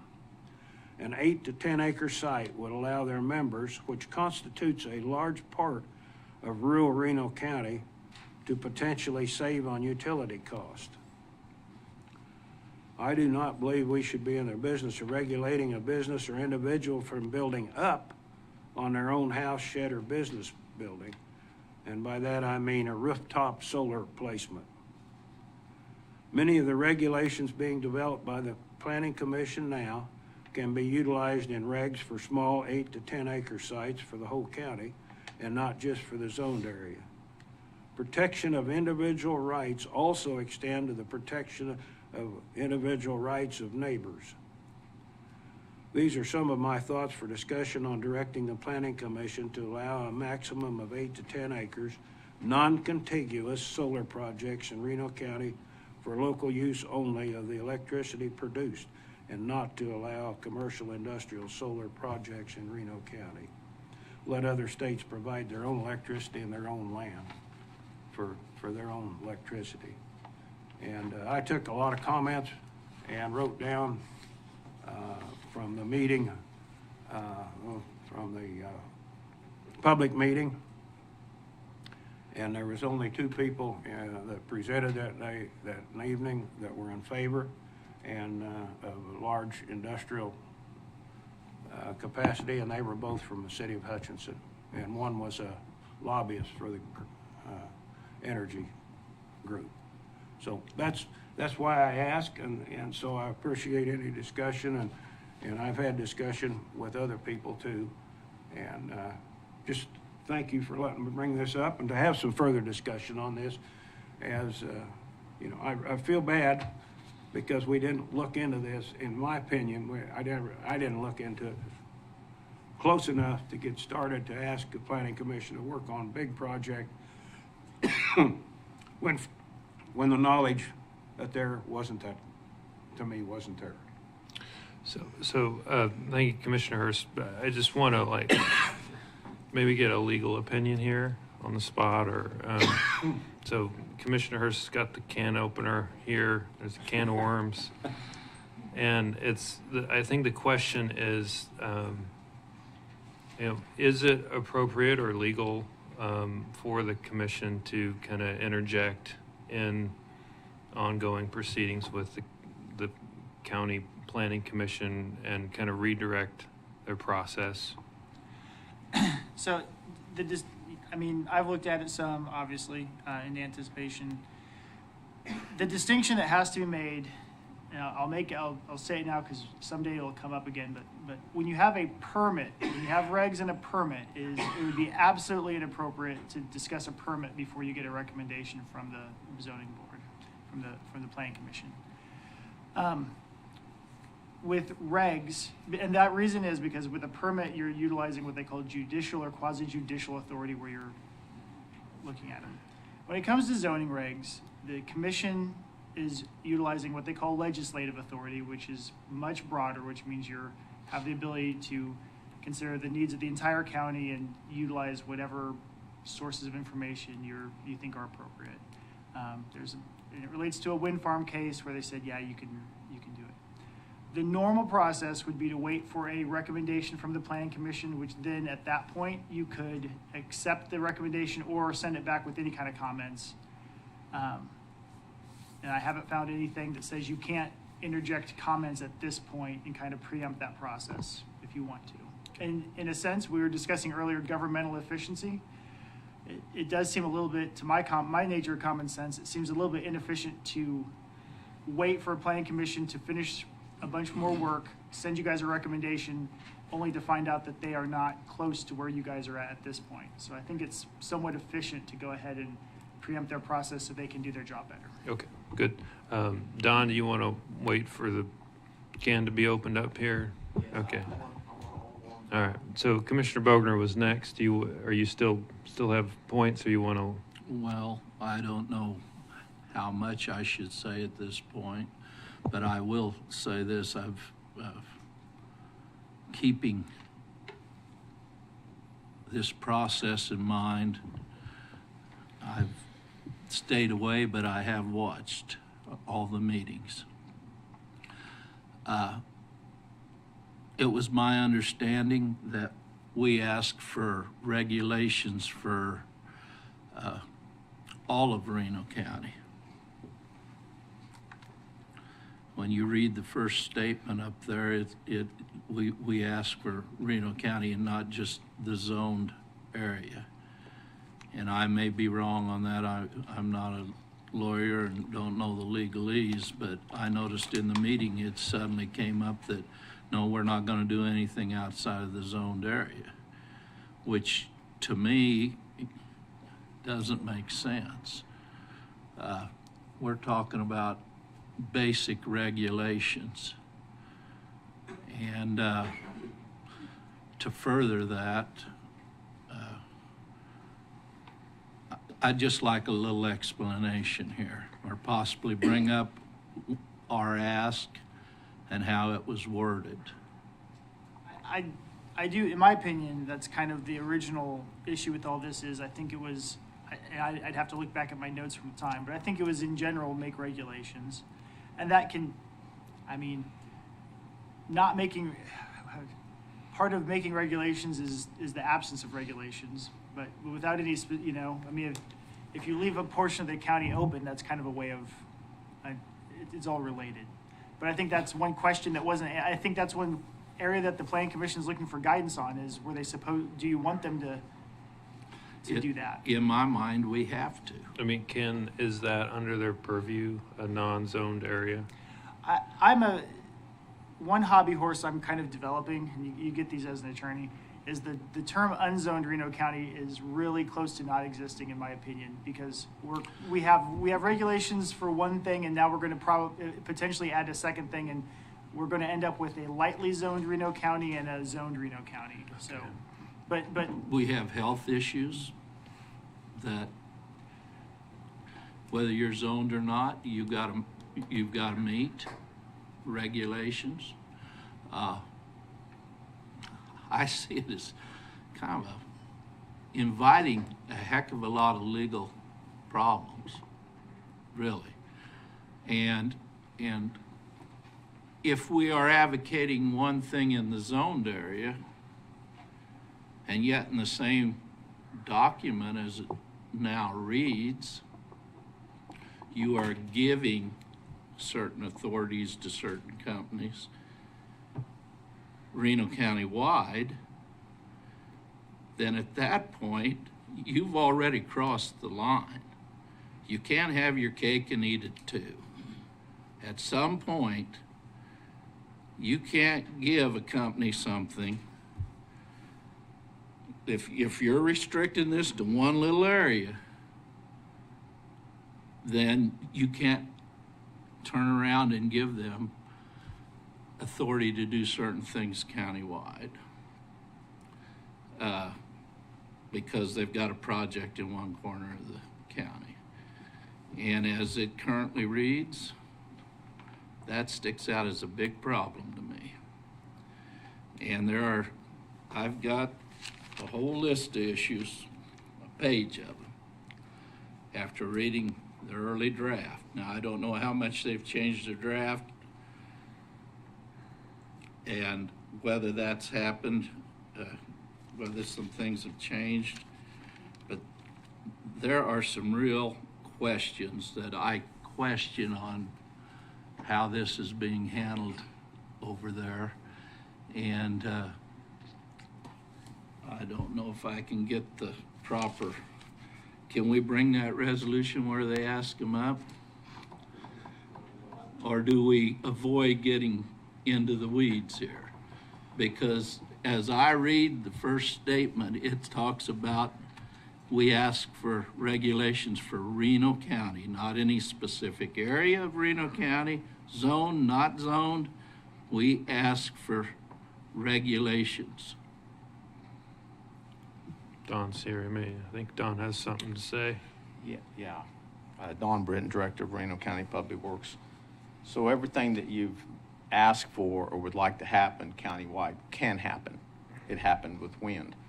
When you ask for regulations to be created for solar, it's only planning and zoning's job to create regulations in the zoned area of the county. They don't create regulations in the unzoned area of the county unless the county commissioner has staff go through the procedure and the planning and zoning to make that function allowable in the unzoned part of the county. So we would have to... You'd have to do just like what you did with wind. But it's not hard to do. No, it's not hard to do. But when the planning and zoning, when you ask them to create regulations, it's not for a part of the unzoned part of the county where that function's not even allowed yet or disallowed yet. So that'd be you're another saying function. as the procedure goes along, at some point, that's what we ask for? Well, when it's right to do it in a procedure, if we think we need it.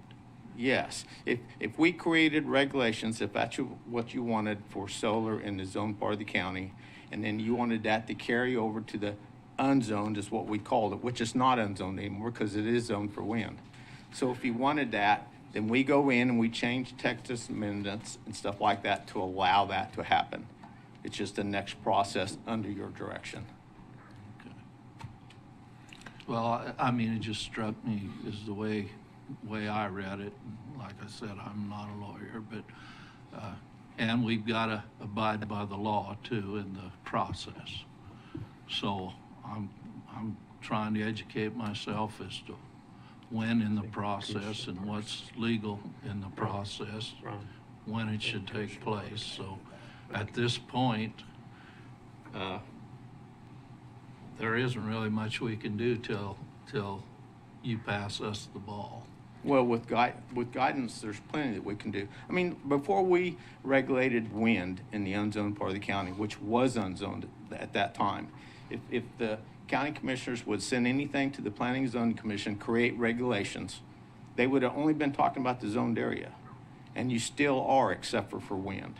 Okay, so that's why when we go to the meeting, we say, we're talking about regulations at this time for the zoned area of the county.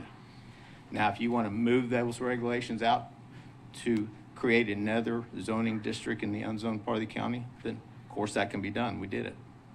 So I know Commissioner Parks is next. Commissioner Hurst had just a follow-on point to Bogner, so real quick. That's fine. Yeah, maybe for the help of the new commissioners who didn't go through the wind process, we did accept, the commission accept, said something wrong, Don, but we did accept the regulations. The commission accepted the regulations for wind in the zoned areas. We asked them we went in and we asked the planning and zoning, public works, planning and zoning to apply the same regulations to the unzoned area. And I want to call it an overlay. I don't know what the official word. It's not an overlay, but it zoned the rest of the county under the same regulations that the unzoned had for wind only. Okay. That help a little bit? And then you prohibited in the zoned area. So Yes. the regulations don't apply for the zoned area, but they do apply for the unzoned area. Yeah. Commissioner- I'd forgotten Commissioner- man was for that. Because, Thank you. you know, as Mr. Hurst's deal, or his comments early alluded to, there's a lot at stake here water-wise. Our friends to the east have decided that they want to protect that aquifer. It's something to think long and hard about, because this is a shallow aquifer. The water's, in many cases, is very close to the surface and could be contaminated easily, as was pointed out by our deal down here at Habit. So there's a lot to be thought about, and how we arrive and what we arrive at in the end. We've got a lot of studying to do at this point, and but I understand we've got to let the process take its natural course to stay legal. Commissioner Parks? Is this just public comment? Does this have any influence on what we're saying today on shaping that policy? I think what Don and I, what we'd like to know, staff will do what you guys want us to do, you know? We need to have direction as to what the commission, not at the micro level, because the plan commission is going to design the actual Sure. nuts and bolts of this. But in broad terms, what does the commission want to see happen here so that we can try and do it? Well, if this information goes back and you're going to use this like you did public comment and public hearing, I did not attend that. I was going to. I didn't know that I could. So, but I have gleaned from a lot of the people that were at that meeting and others in different points of the county, and just from what I've got, and I appreciate what you read there, Commissioner Hurst. It's on point as far as I'm concerned with what the sentiment is of folks in the county. But I don't think there's a spot in the county. I know a lot of people that I had any differing opinions that they do not want commercial solar in this county, period.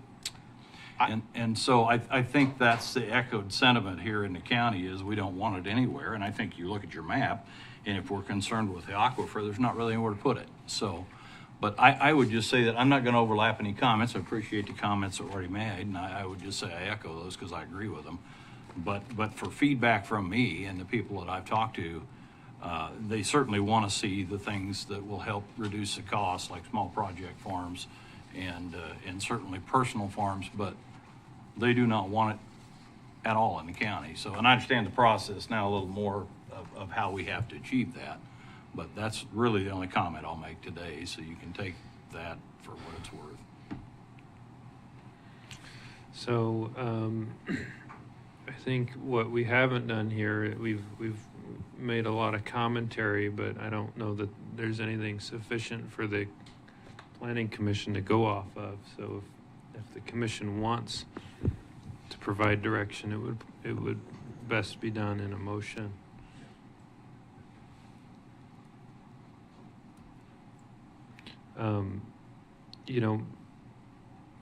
I know Commissioner Bogner mentioned he's got a lot of questions. It could help frame things a little better if we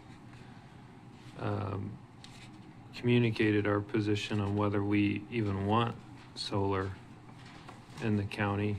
I'm a little reserved on that myself, just because sometimes it's hard to distinguish whether somebody's, providing factual information or if they're just giving you some anecdote or exaggerated statement. Like I obviously I would not want the water to be contaminated. I don't know what the evidence says to that. I don't know if we have evidence on record that that's an issue, or if somebody just made it up. Depends on what evidence you want to believe. You can get it either way. Okay. That there's not an issue and that there is an issue. Well, I mean, I think that's why we have the planning commission to sort through fact and fiction here. I'm personally hesitant to say I don't want solar in the county, just because I've heard some of these comments without like the planning commission saying it is a fact that this stuff will impact the watershed, will impact the aquifer. I'd certainly be willing to, like, even today, saying let's extend the moratorium 6 more months and, letting them bring the facts to us. But I don't know what the rest of the commission thinks. Well, that's, to me, if you don't mind me speaking, that's the whole point. If the majority of the people have gleaned on this board from the people of Reno County what they want, why have them spend countless hours and come back here and have to gut it and start over, or spend that many more hours to get it to a point where it's closer? We know it'll have to be critiqued at the end, and there may be some changes in it, but why come in here with the bare bones when that's not what we're asking for as commission? Well, and have them not having put that work in and just chasing their tail, in a sense. And I don't want to see them do that either. Well, I told Commissioner Hurst I was gonna bring this up because I think it's applicable. I think you're right. Like, the majority of people interested in this topic don't want it. But I think there also is some serious constitutional questions about, like, what people can do with their own property, including leasing it to whoever they want to lease it to. And this point of, like, well, it impacts the welfare of the entire county. That's fair. At some point, we're going to have to talk about fire regulation again. And this is a very similar situation where you have a few people with private property rights that could affect the welfare of the entire county. And so I want to point it out, because if we're going to argue on one side like that, I think we should apply the same thing to fire regs. And I'm of the opinion it's gray, and it can be, we can have a conversation about it, but I just think it would be unfair to say, well, the people want protected against this. We should override property rights that may be touching their constitutional rights to do what they want on their property. I think we need to apply that fairly here. I'm not saying that I disagree with where we're headed here potentially with wind. I just think it needs to be applied equally. Commissioner Boder. Well, I'd agree with that, but I see some serious omissions that haven't even been touched on that will affect the neighbors, and they're, let alone water and stuff. The economics, the overall economics of Reno County, the tax issues and how that's going to be handled. Certain school boards, if they get 5,000 acres of this stuff and it's tax exempt for the next 10 years, they still got to operate. And you're putting a hell of a burden on those taxpayers that are left there that aren't tax exempt. What's it do to our taxing at the county level? how is this going to be treated? There's a whole system of questions. And certain things that we know they interfere with.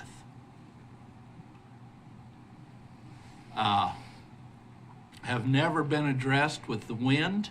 It's in our contracts. It's in these contracts. These issues have never been brought up in this entire thing for years. And yet, this county is mandated to do provide certain services, and it could interfere with our ability to provide those services. This thing needs some hard looking at. We're opening ourselves up to a lot of legal issues. And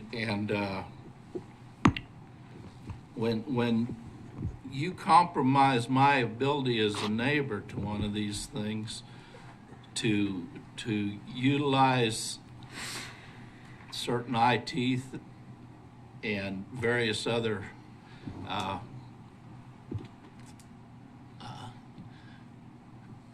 if my equipment won't operate because of interference from certain things they are doing, then what have you done to me, the neighbor who isn't in? And maybe I decided I'll forego what monies they're offering so that I don't have these problems in my business. There's a lot of businesses out there that are going to be affected by problems they readily acknowledge they have. They've done it in public meetings and in their contracts.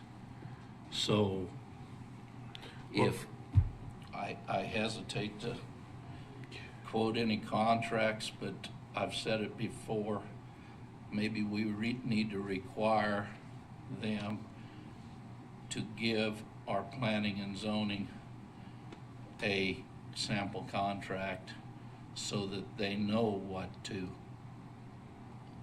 what regulations they need to start looking at. I won't comment. I won't say anymore. You allow me to do this? I think as we look through went through the wind process, I think there's and you can look this up, it's Zimmerman versus Wabaunsee County. And that, in the decision that the Kansas Supreme Court did, will answer a lot of questions regarding private property rights.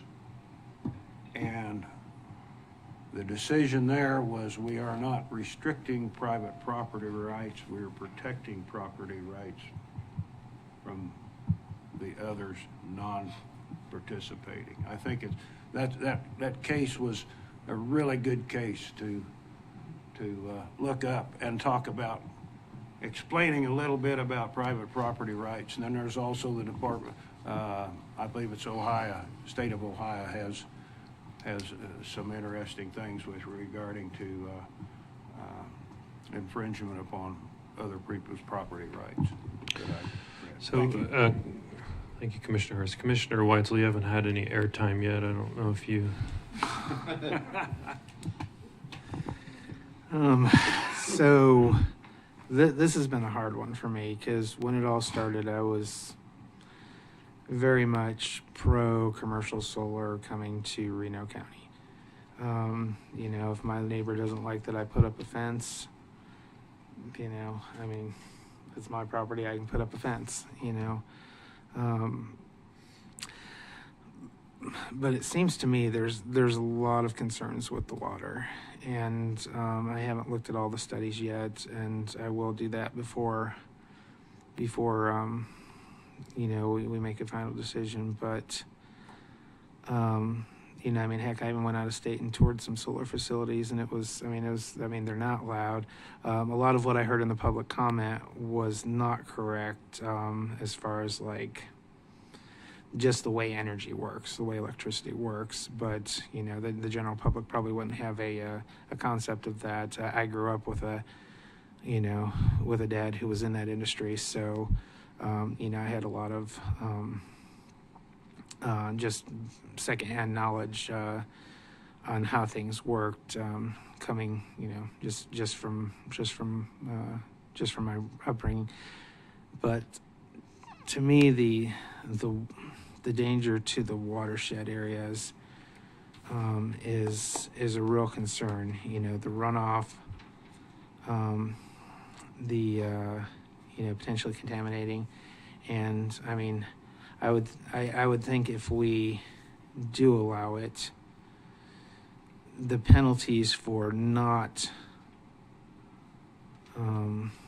doing what they're supposed to, not eliminating the runoff, you know, make those penalties so cost prohibitive that either they do it right or they decide not to do it.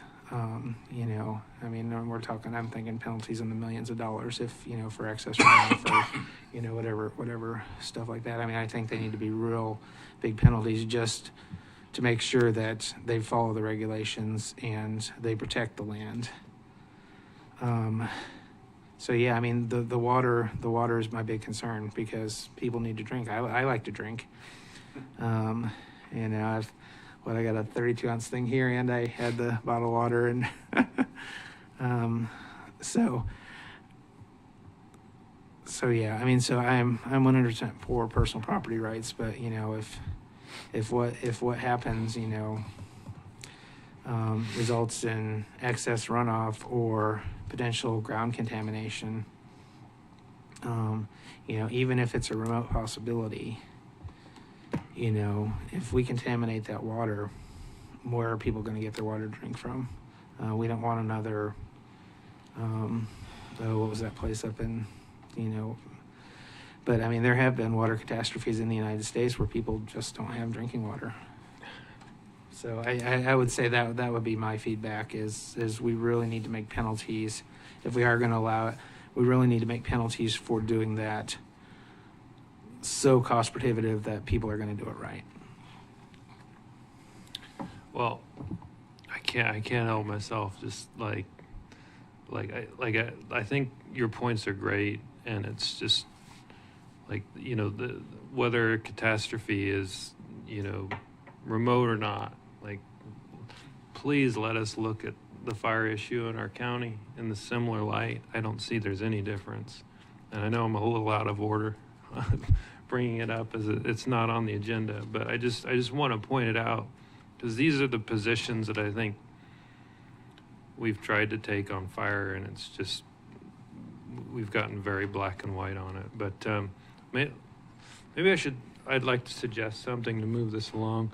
If we were to extend the moratorium 6 months, Patrick, I don't know if it would be appropriate or not for the commission to kind of get a list of questions together. You know, like if we want, you know, more factual information, we want them to kind of, you know, bring us the facts on water contamination. Could we, you know, give them more time and then give them, hey, here's what we want clarified in your proceedings? I think that would be helpful. You agree, Don? I don't want to speak for Don. Yeah. If it is this weird function where they have to write the rules by the system, but it's, I mean, they need to understand what to address so that the commissioners interested in it, because you guys represent the people of Reno County, so it's got to work Exactly. both ways. That's where I was going. So yeah, I'm gleaning from this the moratorium, and then if you guys can give them some guidance, that will help them. You always put it on the ballot. We have to too, go can't through you? that process, the way I understand it, though, don't we, Counselor? That the public hearing has already been held, and so that's unless there's some new information. Yeah, Then they have to go through the process to present us with the regulations. Then we can send it back, accept it, send it back, or whatever. Is that the proper procedure? That's the default procedure. Yeah. It is the default procedure that we're on. I mean, they haven't finished they could go back to the beginning as potentially an option. which by go back to the beginning means just what it literally just starting over. Uh, Well, not completely starting over, but I don't know if the chair will allow, I have a statement and some questions that I would like to have you consider or to answer, so then that we know what the Planning and Zoning Commission knows what to do. Because we don't want to, we've been working on this for like 8 months or so, and we don't want to bring something here when we could get direction now to bring everything to you at once to accept or pass. Because right now, what we're going to bring to you with all the concerns you have, you're going to send it back. Well, I think that was the whole point And of so the I discussion. have questions here that but that's up to the Well, chair. it doesn't matter too much, Don. I just, like, the thing I'm trying to satisfy here is, you know, like, I think it's a very fair point. Like, we hear overwhelming feedback that this isn't wanted, right? And I'm just trying to connect that with what even if it's two people, if they have constitutional rights to do what they want, like, I don't think the majority rules in that situation. And so I'm just trying to, like, make sure, like, we've kind of addressed the constitutional rights, and we're not just saying, well, you know, we're just going to regulate this because the majority wants it regulated. Like, the majority could not want assault rifles anymore, and that's, you know, a constitutional issue. And so, like, I'm trying to, like, get past that. If we can get past that, then I think, yeah, let's just make it permanent and be done with it. every land use regulation, and really every regulation, is an attempt to balance between the rights of the individual landowner and the broader society at large. I mean, that's every regulation you look at. When you're talking about fire, that's why we have fire permits, because we're balancing the right of someone to burn piles versus safety for the public. Sanitation comes to mind, you know, balancing individual landowner rights to use their property versus the health and safety of the public. And the Zimmerman case, which was referenced here earlier, was the Kansas case that said, yes, the county has the authority and the ability to regulate wind farms, and I think and by application also solar farms, under your regulatory authority. You're balancing the individual. So Zimmerman was someone who wanted to build wind towers on their property, and the county said, no, you can't. And the Supreme Court said the county could tell them, no, that you can't use that property in that way. So, but it was a balancing of the different rights, not necessarily like, hey, everyone doesn't want to do it. Like, you have to balance it. It's not like, hey, let's take a vote. It's like they have right there. I mean, there's no argument. There's property rights at play here. Huge property rights at play. Yeah, I mean, I agree. But that doesn't. But the county has the authority to decide whether or not it's going to be regulated. So my question is like, okay, let's just say the basis of my decision here today is based solely on, I feel like most people don't want this. Is that sufficient constitutionally? Most people don't want this is not really what we're looking for. No. Whether or not you are monitoring the safety and health of the public and that's where it's like, if we give 6 months and, like, just explain the safety issues, the health issues, like, if I heard that, like, I could get behind it. I'll give you an example of I'll get you in just a second. That's all right. if I want to build a hog farm on my 40 acres out here west of town, okay? I can do that up to a certain number.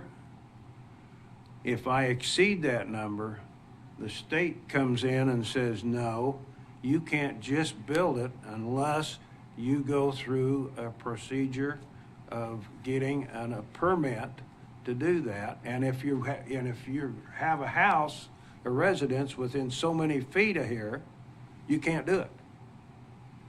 That's in the state livestock regulations, the state statutes.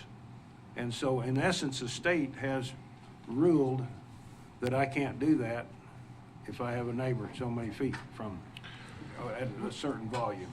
Another analogy I think that maybe to me is applicable, we've got regulations that says how many inoperable cars you can have on your property, you know, and there's various different ways it has a health component, but it's also just a neighborhood visual impact component to it. And that's, to me, in some ways, this solar issue is somewhat similar to regulations that we have on file about storing unused tires, storing unused vehicles, all those things. It's just, you know, it kind of is similar in some ways. Mr. Parks. Well, really three things, then I'll shut up.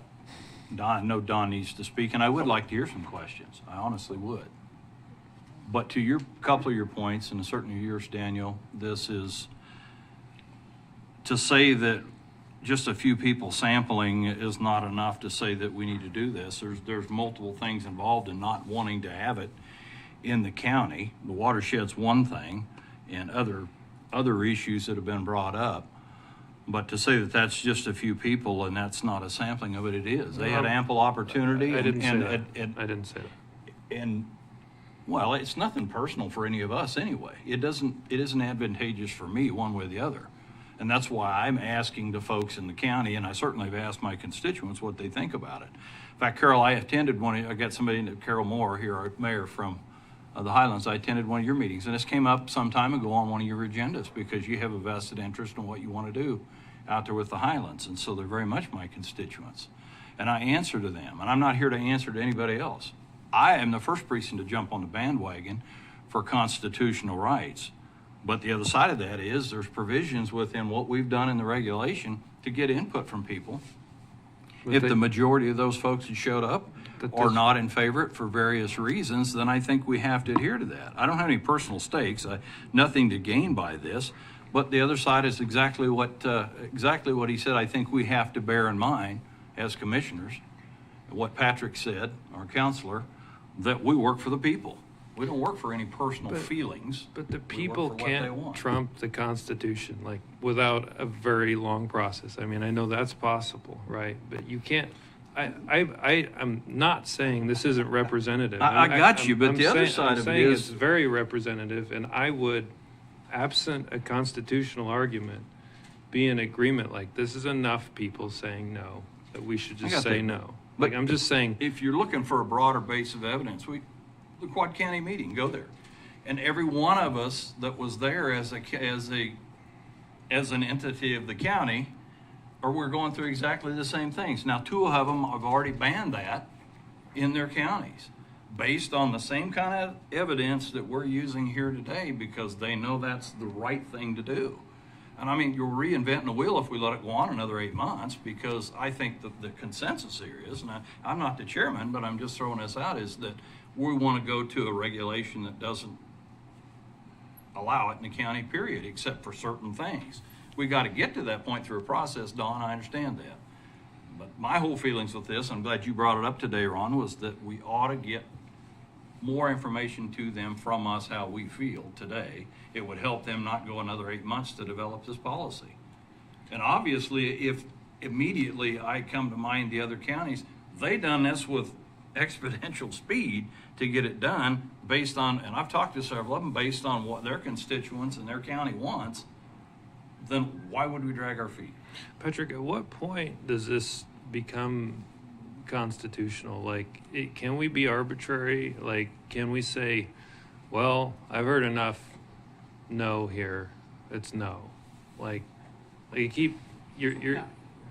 I mean, the Constitution doesn't have a lot of land use rights in it, to be honest. I mean, we all kind of feel like it should or does, but it really doesn't. So I think the laws, broadly speaking, the laws allows a lot of regulation. What is it, Fifth Amendment, unconstitutional taking? It's not an unconstitutional, there's been a lot of cases about whether or not a regulation is an unconstitutional taking, and it very rarely is. And in Kansas, I think the Zimmerman case it says it wouldn't be. I don't feel like the kind of regulations the regulations other counties have done that have been just kind of maybe broadly discussed today would not, in my opinion, be a constitutional taking. Okay. Well, if there's not a constitutional issue here, then like I'm okay with just shutting it down.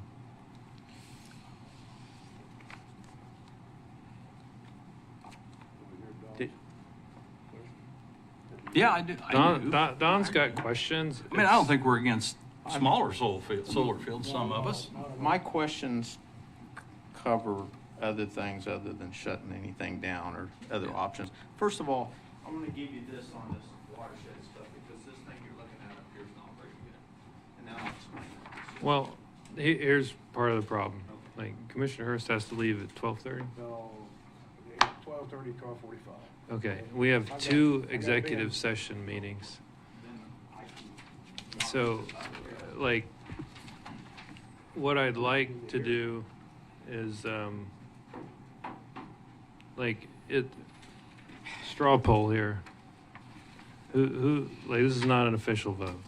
If somebody, like, if we just said ban commercial solar, but allow smaller solar, allow co-ops and so forth to do their thing, would you vote yes on that? I think you're a yes. You would. Are you not ready today? I'm ready. You're ready. Are you ready?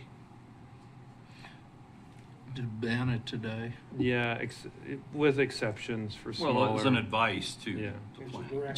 Directive to them, and it follows through. Yeah, they'll still come back to us. Yeah, well, I'd do that. Okay. Because if something comes up, this isn't a permanent deal, but it'll get the ball rolling in the direction we need it. Do you need more time if we do that? Would you need another 6 months to? Well, I think you need to extend the moratorium, but I don't have the answers to go forward with nothing with what's been said so far. Well, I know. Take a motion for a moratorium. Yeah. Let's do that. Commissioner Hurst has a motion. What we suggest too, I think. 3 months or 6 months? You can make it 6, because we can always end it when Okay. it needs to be ended. I move we extend the moratorium for solar regular. Now, can I say one thing before you do that? Yes. When you do that, you're stopping the Ark Valley stuff too. You're stopping everything. Can we? They can still do that in the zone. You can extend it for the zoned area, the moratorium, but then that's open out there. So you need to be careful what you're asking for. Well, Why I don't you don't just- think we want to shut down Ark Valley from doing that We at don't all. have regulations for those yet either. Well, why don't you That's my- Why don't you just make a new moratorium to start January 1 for 6 months that prohibits a certain Commercial. size, and then we can just let Ark Valley do what they need to do. Yeah, I can do that. Don, would that, and Patrick, would that be? On the size, I think we can If do we that. would- I mean, if you, acreage limitation or something would, what I'll do is Don can I'll put it on the consent agenda next week, whatever your motion says, so that we have to, so that, not next week, but the next meeting, so it goes through that process. What's the Well, size Ark? let's work on that. I know a size that I would probably recommend. Okay. 10 You wanna acres bring or the- less, or 2 megawatts. I think the last Ark Valley was 1.4 megawatts, so. Was it? If you go 2 megawatts or 10 acres or less, that covers kind of those. All right. But Can we work on that motion and give it next week? Yeah. We have time. Yeah, to I that? would prefer it not be on the consent agenda though. Not the consent agenda, but it'll be on the agenda, yes, good. I'd good point, rather, Commissioner I'd Watson. rather do that. Okay. So I think Can we do what that, okay? I'll prepare there's that for a- the next. We got There's a a- consensus on where to go, right? there's a consensus That to worked direct out, the okay. staff to prepare a new moratorium that starts the day of the expiration of the old one for 6 months for solar developments larger than 10 acres or 2 megawatts. Understood. Or non-contiguous. Yeah. so, so are you asking the Planning and Zoning Commission to stop on commercial solar Well, regulations? That's the second point. I think the consensus here is that the commission is directing the planning commission to develop regulations that prohibit, I don't know what the size is, but roughly the size of this 10 acres or 2 megawatt. And then whatever regulation we need for things under that. It wasn't very eloquently stated, but is that our direction? I would agree with that. Prohibiting anything over that 10 acres. I mean, Not, I think we're being a little arbitrary, and we can let them kind of sort out what Yeah. they think is, utility scale. But I think the target area is 10 acres or 2 megawatts. but the language in there where they're not, what you use your term if you want to, so they're not connected. Yeah, Non, non-contiguous. Yep. Just going back, I guess, on this to kind of where I started it, and I know it's a can of worms, and that there'll be criticism for opening the can of worms. But I think an honest evaluation is that when we started this process, it was brand new. Commercial solar wasn't something that a lot of people had thought about, and you guys have gone through the process and thought about it more, and so that's why there's different now that's why you're giving more different direction to the planning commission.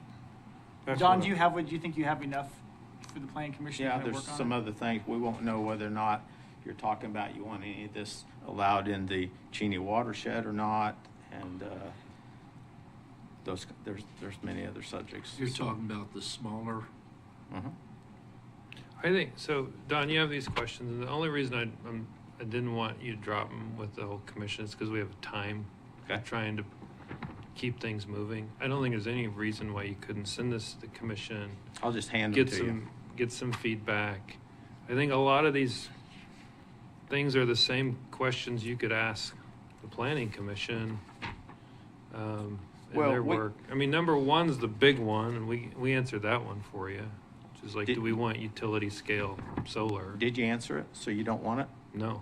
I mean, So we don't need to create regulations for that then? well, correct me if I'm wrong, but I think the consensus here is, and we're going to leave it to you to make a recommendation on the trigger point, but generally this 10 acres or 2 megawatt is kind of the limit that I think we're suggesting. Okay. If you want to Because make it 15 and 2.5 or whatever, that's fine. And the reason I said 8 to 10, because I don't know what the planning commission will want to do regarding setbacks. And so it may take an extra acre or two, depending. So Don, See what I mean? Don, you have the line, and we're saying that here's a general target of where you need to be. You can set it. Whatever's above the lines, and no, we're prohibiting it. That's our direction. Okay, so we're gonna use what we have and start over a little bit and downsize it to Well, whatever whatever's this below means, I guess. Whatever's below the line, all that work can be utilized to So regulate you will below come the up line. with a whatever to prohibit solar countywide, commercial solar countywide. That's what you're gonna do someday. Yeah, likely. Okay. And then, some of this other stuff with the Cheney watershed, I think everybody's been clear, we want to protect the water. Is So, that with the 10-acre ones too? Yeah, like just make sure, I mean, Okay. if that's like so small it's not gonna impact it, then we don't have to regulate it, right? I don't know, the planning commission needs to sort out the evidence there. And then. You talk about the Cheney Lake watershed, and that's because you have a different topography down in the Cheney Lake area and a different level to the aqueous beds, to the water table. And so from that standpoint, it's easier to control runoff on 8 or 10 acres than it is I think the easiest thing, Don, is you establish that line, and the first question is, is a 10 acre or 2 megawatt, we're gonna have material impact on our water systems? If no, then we don't need to spend a lot of time regulating it. Well, I won't get the answer. I'll get the answer yes and no. Yeah. So, and then you asked on here, do we want to regulate private solar? I think I heard a no here. Pretty sure there's a no. Nobody wants to regulate Okay, private. because as of right now, they are. So that's why I need to know this. Yeah, I would not want.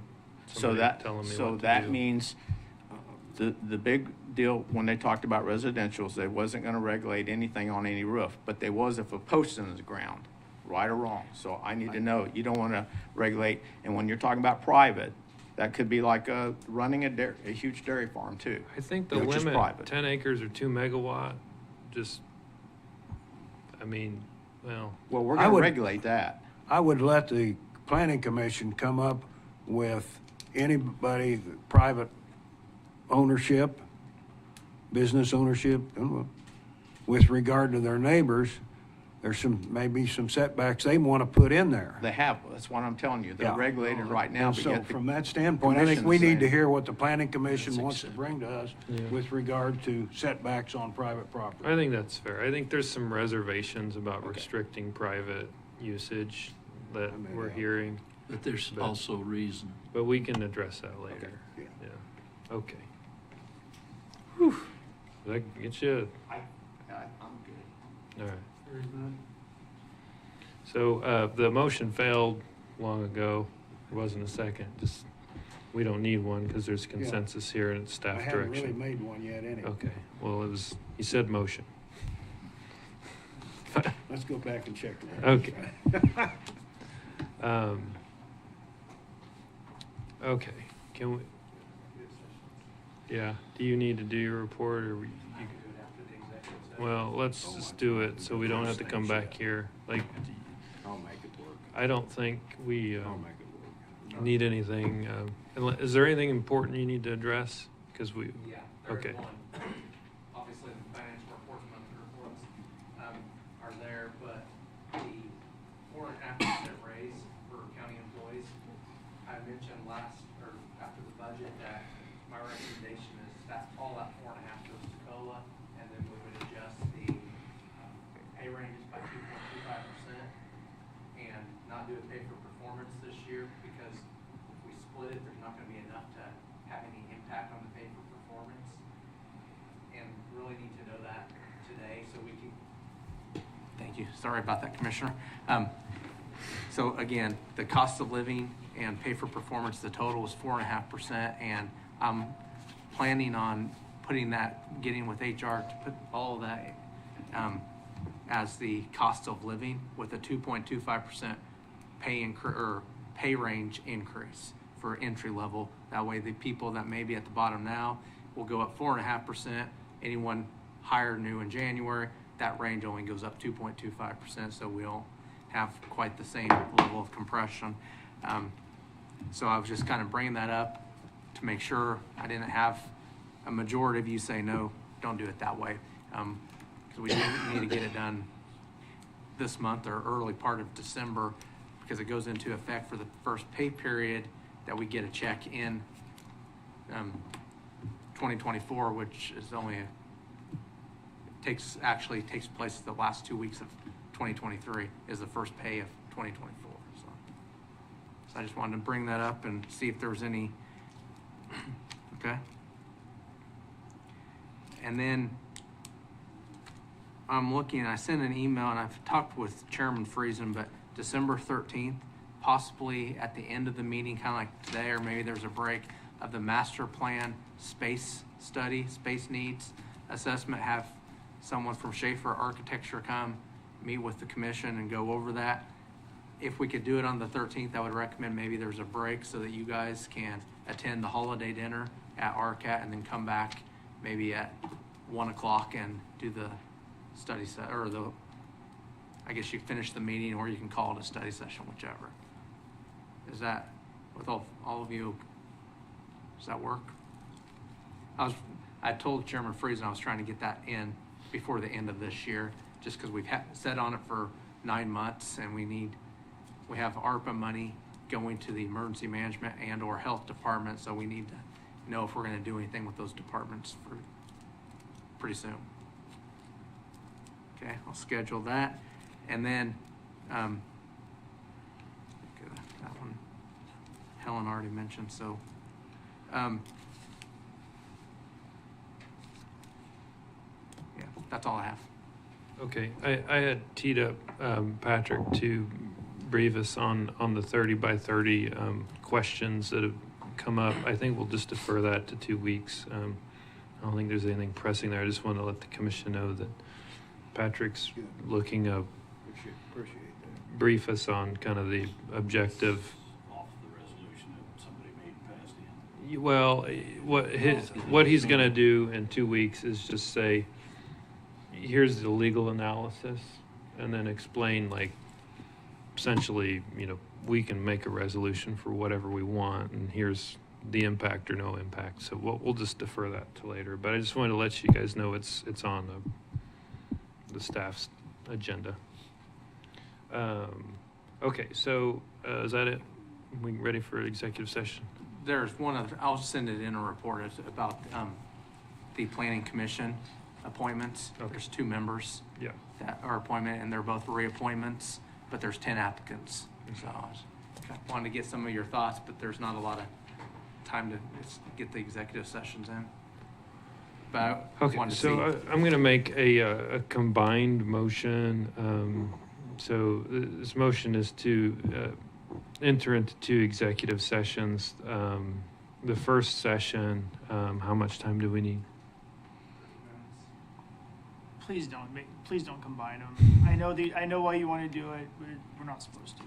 Well, Let's still do it. okay, can I make 2 motions and then we leave? So it's on the record? I like that better. Okay. So the motion 1, how much time do you need? We're at a fair amount of time, probably 30 minutes or more. Sorry. Do we need to do this today, or can it be done in 2 weeks? Are we meeting next week? Because next week will be the 5th, Wednesday. So it'll be 3 weeks. 3 weeks. So for both of them, they probably need to be before that. Okay. Do you have, or you can leave if you need to. I'll leave if I need to. Okay. I had to wait last time an hour for this doctor, so he can wait for me. I mean, Okay. you could try and do 15 if you All want right. to.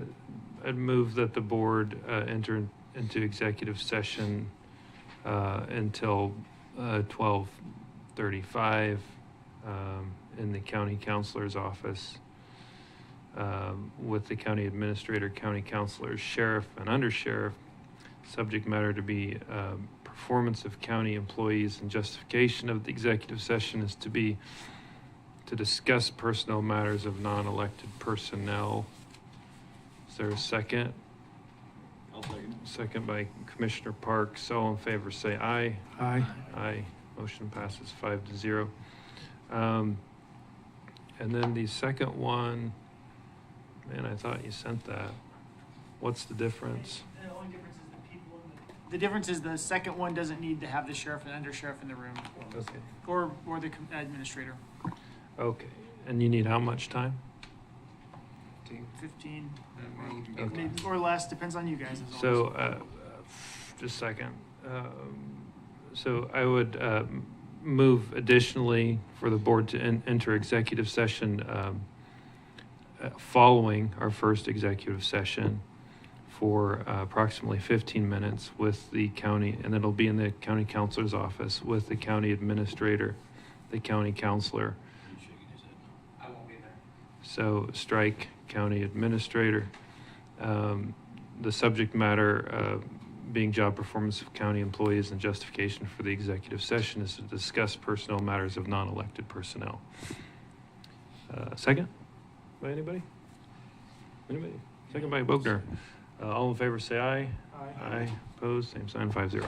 Okay, at this time we'll recess in the executive session, county counselor's office.